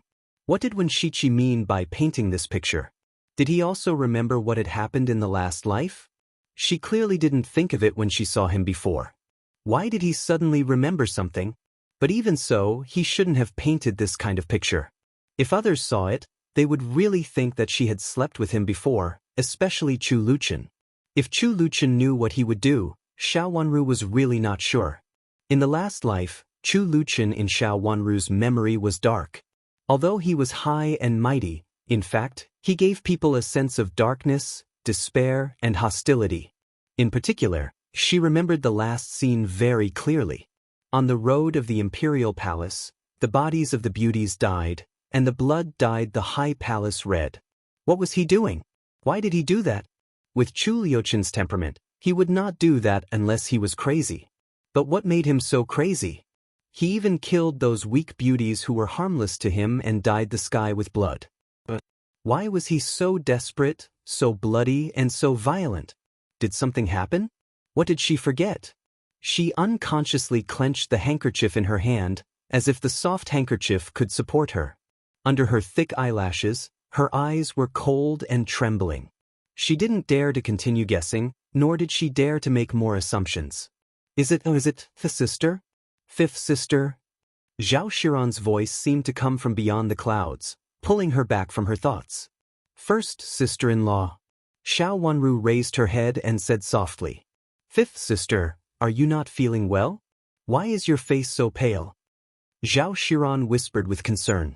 Xiao Wanru's face had always been white and tender with a little pink, which was a very healthy color. She looked delicate and beautiful. But now her face was as white as snow with a frosty aura, as if she could not stand it in the next moment. Gu Shishu looked at her with a little doubt in her eyes. Xiao Wanru reached out to touch her head and said weakly, I don't know if I didn't sleep well last night. I feel a little uncomfortable now. I'll take you to rest, Zhao Shiran suggested.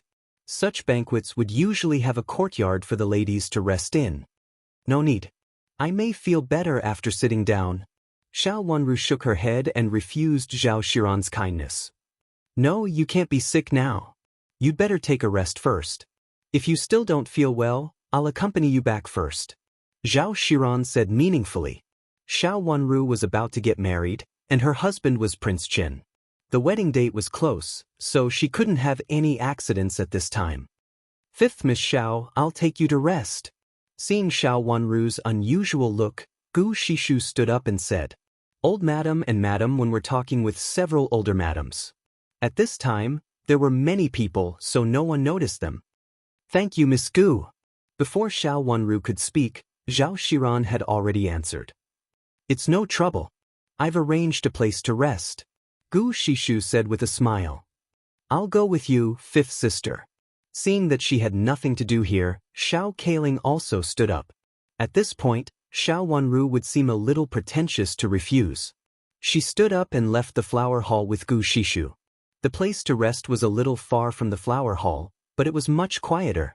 At this time, there were no womenfolk coming, so it was even quieter. They accompanied Xiao Wanru into a room on the side. The servant girl of the Deputy Prime Minister's mansion waiting there hurriedly came over to serve them fragrant tea, and then left politely. First sister-in-law, fourth sister, you can go back first. Miss Gu, please go back. I'll be fine after lying down for a while. There's nothing else to do. Xiao Wanru said politely. I have nothing to do anyway, so I'll accompany you, fifth sister. Fourth sister, after you go back, tell Grandma that I'm here to accompany you. I'm worried about you being here alone. Zhao Shiran arranged in the manner of a sister-in-law. Xiao Kaling nodded. She didn't tell old madam when she left just now, so she should go back and tell her at this time. Gu Shishu looked at Xiao Wanru, who looked pale, with suspicion in her eyes. She wanted to stay and sound out Xiao Wanru, but she had no reason to stay. After saying a few words of concern to Xiao Wanru, she left with Xiao Kailing. Fifth sister, go inside and have a rest. I'll sit outside, Zhao Shiran said softly. Xiao Wanru nodded and didn't refuse. She was also in a mess at this time, so she really wanted to find a place with no one to have a good rest and think about it. If when Shichi really remembered what had happened in the last life, what should she do? What could she do? In this life, she didn't have much connection with when Shichi before. Except for her warning at the beginning in her memory, when Shichi treated her very well.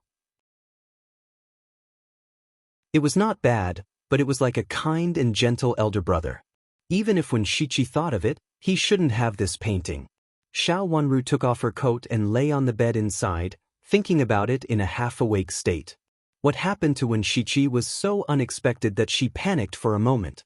She didn't know how to tell Chu Luchan about it. It was too mysterious and unbelievable. Moreover, there was no way to tell him about it. If Xiao Wanru hadn't experienced it herself, she wouldn't have believed it. In a daze, she felt a little dizzy and then slowly fell into a deep sleep. She seemed to be groping in the darkness.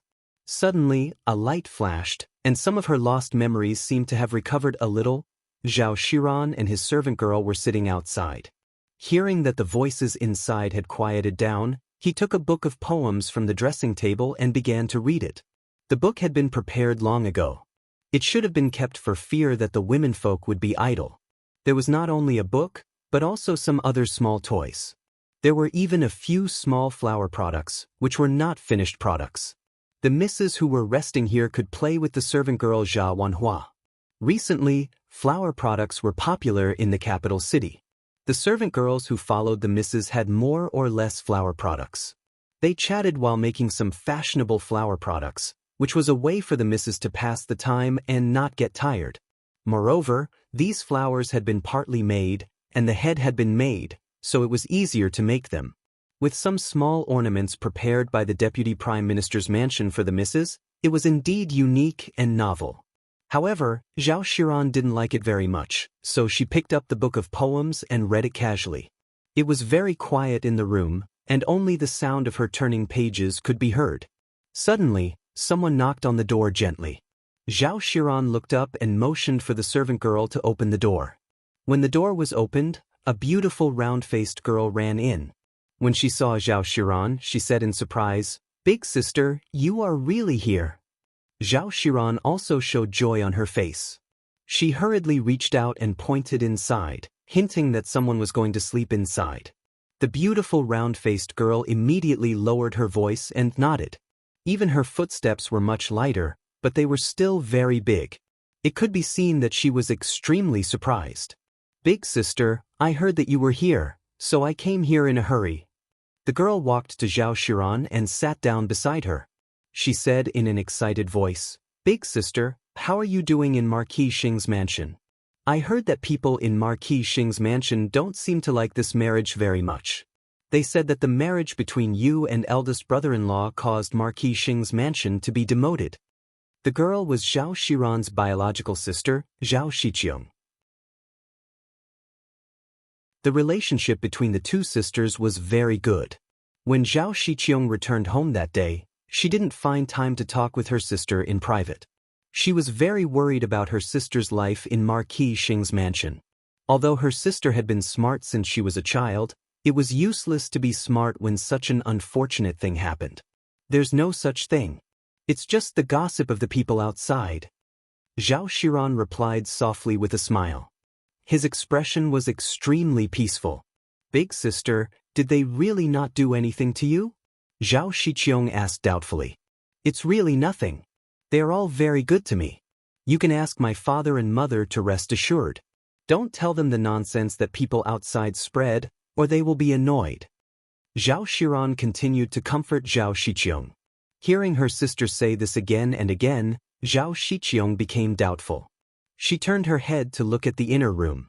There was a curtain hanging in the inner room, so she couldn't see anything. She couldn't help being curious, but her voice became lower and lower. "Who is inside? Is it old Madam of Marquis Xing's mansion?" No, it's fifth Miss Xiao. Zhao Shiran shook her head. Fifth Miss Xiao? After Zhao Shiqiong repeated it, she suddenly became furious and said indignantly on behalf of her eldest sister, Big sister, you said that you were doing well. Look at your current life. A sister-in-law wants to rest and sleep, and you, as her eldest sister-in-law, help her guard the door. Is this the rule of Marquis Xing's mansion? No wonder people say that Marquis Xing's mansion seems to be very well behaved, but in fact, it is a place without rules. When she was angry, her voice involuntarily became louder. Zhao Shiran hurriedly reached out to cover her mouth and said in a low voice, Fifth sister has fallen asleep. Lower your head. No one asked me to guard the door. I have nothing to do, so I came here with fifth sister. It's not what you think.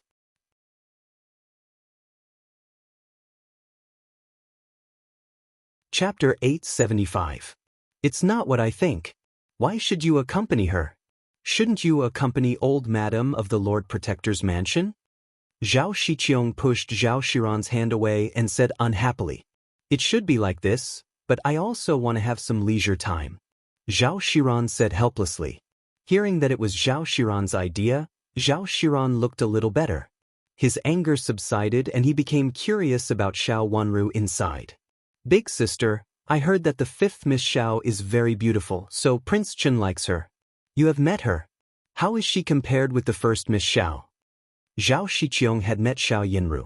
Moreover, Xiao Yinru was the first beauty in the capital city.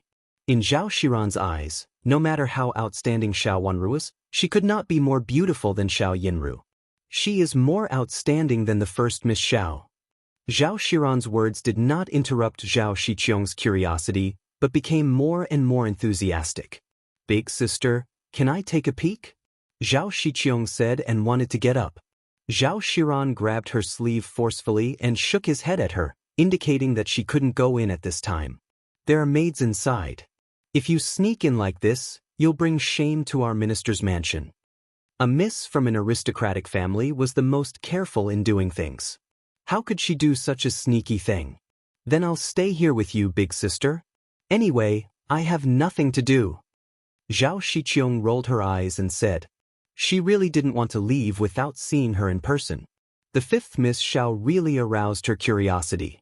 No, if you don't go back, my mother will come to you later. Zhao Shiran shook his head and disagreed. All right. Zhao Shiqiong stood up helplessly and said, Father also asked me to ask you. I don't know what father asked me to say. I left in a hurry and didn't ask clearly.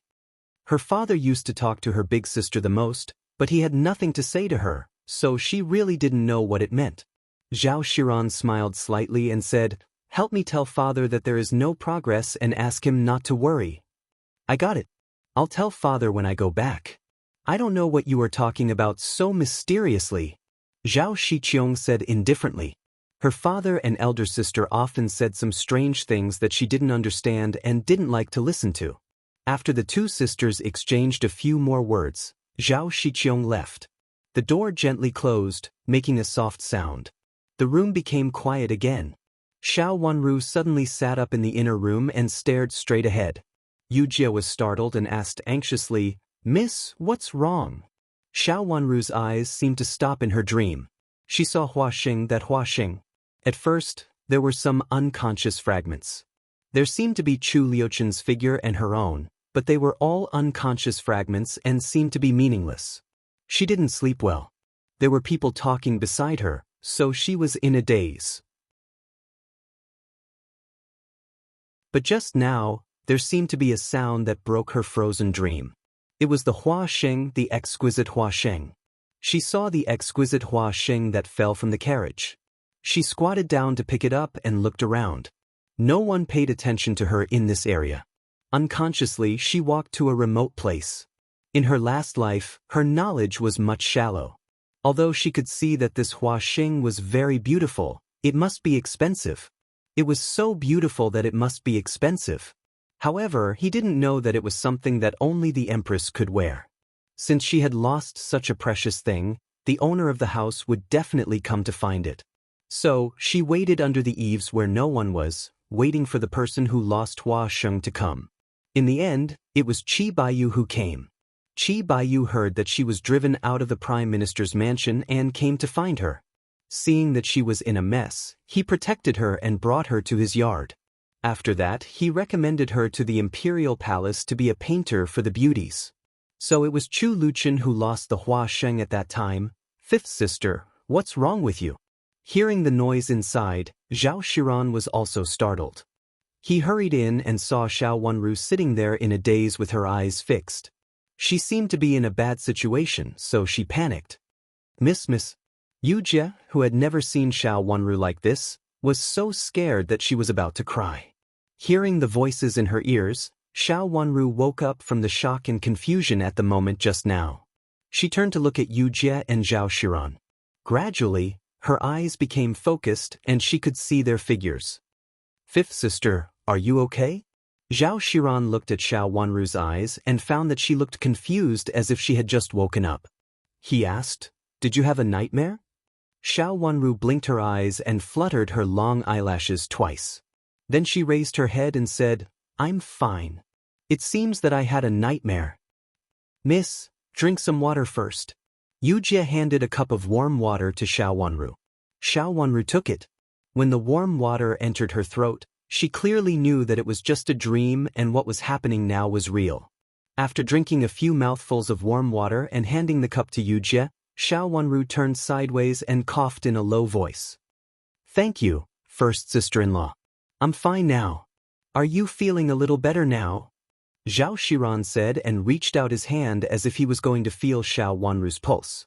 However, when he put his hand on Xiao Wenru's hand, he held it.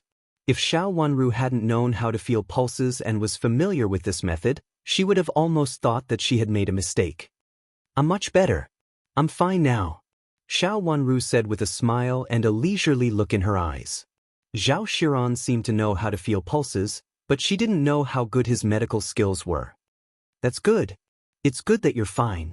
Zhao Shiran was relieved.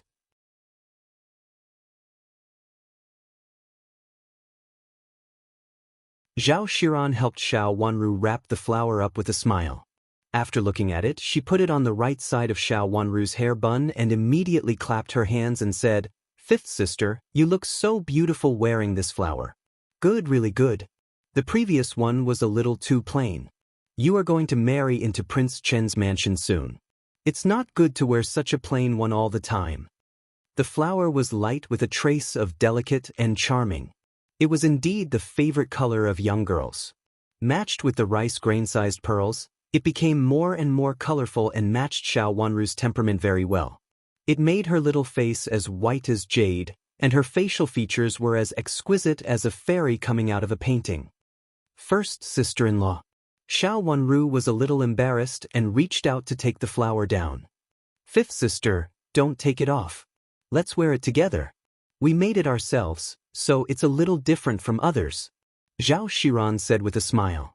She reached out to take the silk flower from Qiu Yu's hand and inserted it into her hair bun. She also chose a good color. Wearing it, she looked like a real flower in her black hair, which was more attractive than a real flower. There was a faint fragrance lingering on the sleeves. It should be coming from the flowers. The flowers had already been sprinkled with some fragrant powder. After the two servant girls took a mirror from the side and showed it to them, both of them felt satisfied, so they didn't take it off. Seeing that it was almost time, they tidied up a little and went out together. There were servant girls waiting outside the door. Seeing them come out, a servant girl immediately led them to the banquet. It was getting late. When they were halfway there, they met someone who came to look for them in a hurry. Seeing that the two of them were fine, she breathed a sigh of relief. Did someone fall into the river?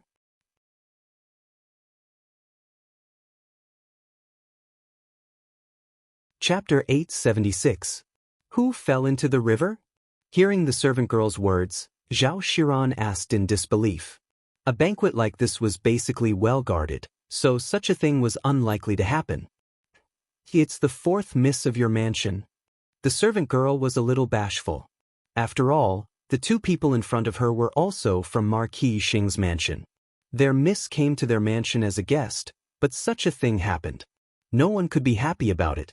How could the fourth sister fall into the river? Xiao Wenru asked in a low voice. Xiao Kaling was not a particularly noisy person, so it was impossible for her to fall into the river. Moreover, there was a servant girl with her. I don't know. I was not there at that time. The servant girl of the Deputy Prime Minister's mansion lowered her head.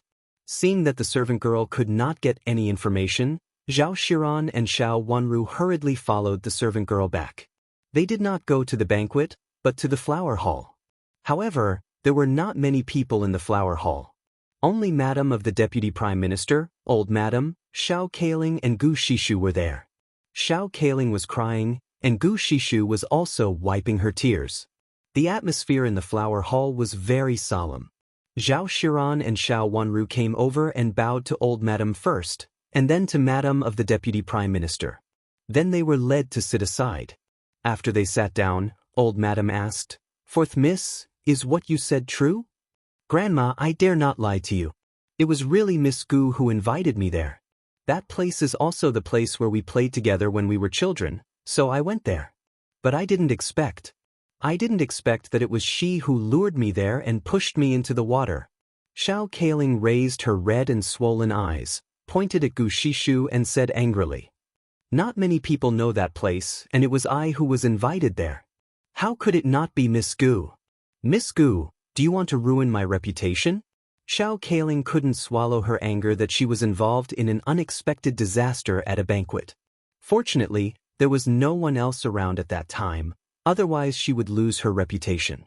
Recently, people in the mansion were talking about reputation. Her mother had warned her again and again not to lose her reputation, which Xiao Kaling had always kept in mind. "Miss Minglan, I really didn't push you. I did ask you to come, but didn't I leave for a while because I had something to do? I really don't know that you fell into the water, and I don't know who pushed you. How can you frame me without seeing the person? If I really wanted to harm you, why would I personally invite you here?" Gu Shimei was also crying. She explained while crying, "Who knows if you are deliberately deceiving us? When you were young, you always followed Big Sister and Big Sister. You were always cunning and did things that others didn't know." Seeing that Gu Shimei still didn't admit it, Xiao Kaling angrily criticized loudly. Although her clothes had been changed and her hair had been stirred, she still looked wet. Her face was deathly pale from the cold and she looked extremely pitiful. Old Madam coughed in a low voice, and her face darkened. Xiao Yenru would always be her pride, and they might have a future together. Zhao Xiran saw the expression on Old Madam's face keenly, reached out to hold Xiao Kaling's hand, and comforted her in a low voice. "Fourth sister, don't say it now. Tell us the situation at that time, and Madam will definitely give our mansion an explanation." Her warm hand immediately made Xiao Kaling feel a trace of warmth when she held Xiao Kaling's hand, and tears fell down one by one. She felt more and more wronged and almost choked with sobs. "First sister-in-law, it's really Miss Gu who hurt me." "Oh yeah, I know. We'll listen to Grandma." Zhao Xiran comforted her and looked back at Old Madam. Old Madam coughed in a low voice again, and put the blame on Madam Xiang. "Madam Wen, what do you think? Shishu, where were you at that time? When fourth Miss Xiao had an accident?" Madam Wen turned to look at Gu Shimei, who was also crying, and asked with a sullen face, "Aunt, I was with the servant girls at that time. If you don't believe me, you can ask them. There were not only one, but 2 servant girls. After I left for a while, fourth Miss Xiao had an accident when I came back. I didn't meet fourth Miss Xiao at all during this time. How could I hurt her?" Gu Shishu also complained of being wronged. Xiao Kaling disagreed with her explanation. "It's easy for you to ask someone to do it in your own mansion. Why did you do it yourself?" "Fourth Miss, I really didn't." Gu Shishu cried again. It was unclear. One said that it had nothing to do with her, and someone proved that she was not there at that time. The other said that even if she was not there, she had planned it. Because this was the Prime Minister's mansion, Gu Shishu had the geographical advantage. Madame Wen still had to entertain the guests outside, so she was not in the mood to pay attention to the affairs of these little girls. She made a decision on the spot and said, "Shishu, I apologize to 4th Mississippi. No matter whether you pushed 4th Miss or not, you had an appointment before. It's your fault from the beginning." "Aunt." Gu Shimei looked at Madame Wen in disbelief. Although she was a cousin in the Wenxiang Fu, the Wenxiang Furen did not have any other daughters. Looking at her made her think of her delicate and weak youngest daughter in the past. Instead, this doting daughter's heart was completely devoted to her. Basically, she would not be wronged. Even if something happened, she would stand by her side. Now she was asked to admit that she did not do it and apologize to Xiao Kailing in front of so many people, which was equivalent to slapping her in the face. If this was spread out in the future, how could she live with her dignity? Apologize now. She is a guest from afar. You didn't entertain the guest well, and you only minded your own business after you asked someone out. It's your fault. Madame Wen's face was very cold, and she looked at Gu Shishu with a little anger. Even though she used to dote on Gu Shishu, she knew that if this matter was not solved in this way, it would be more serious, and it would not be good for Gu Shishu. Seeing that Madame Wen was angry, Gu Shimei had no choice but to apologize to Xiao Kailing while crying. After apologizing, she covered her face and ran out crying. Old madam, I will still investigate this matter. But no matter what, it is our mansion's fault. I will prepare a generous gift to your mansion later to apologize to fourth miss. Madame Wen ignored Gu Shishu, who ran out crying, and said to old madam with a wry smile, I spoiled her and made her so careless.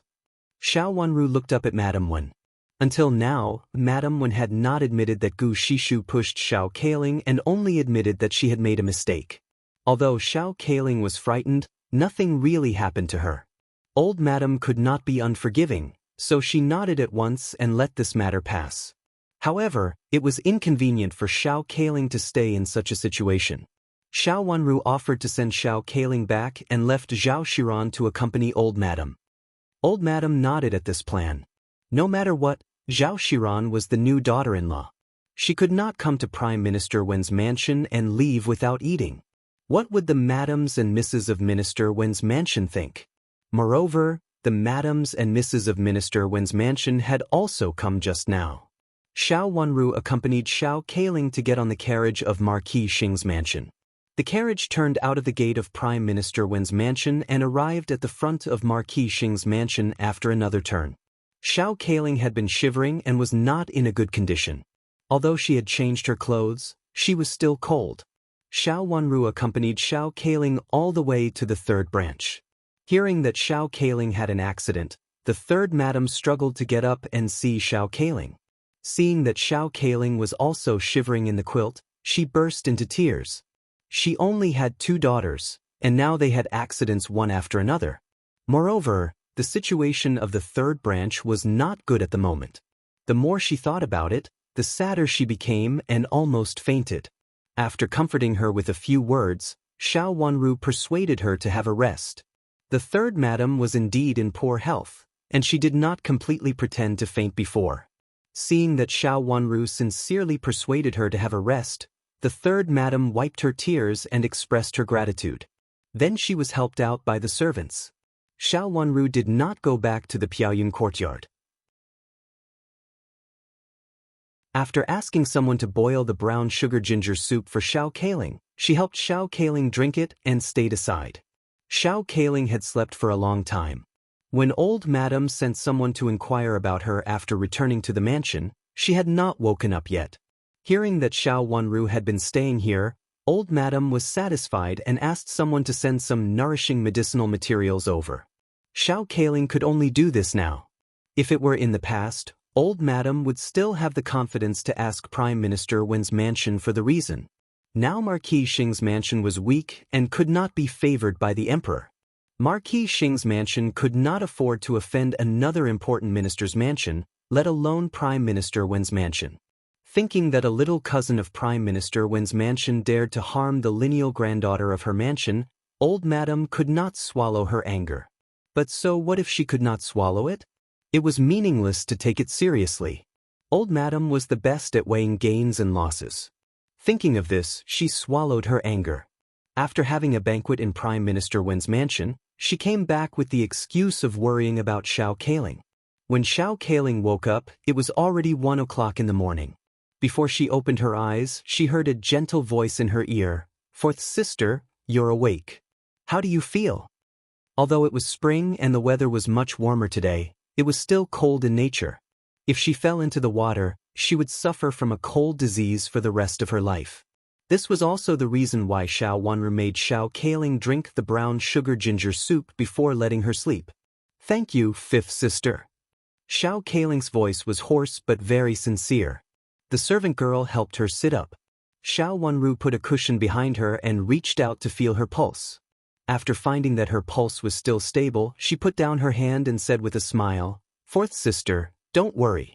It's nothing serious." Xiao Wanru's words made Xiao Kaling breathe a sigh of relief. Seeing that Xiao Wanru suddenly wanted to say something but stopped on second thought, she waved her hand after thinking for a while.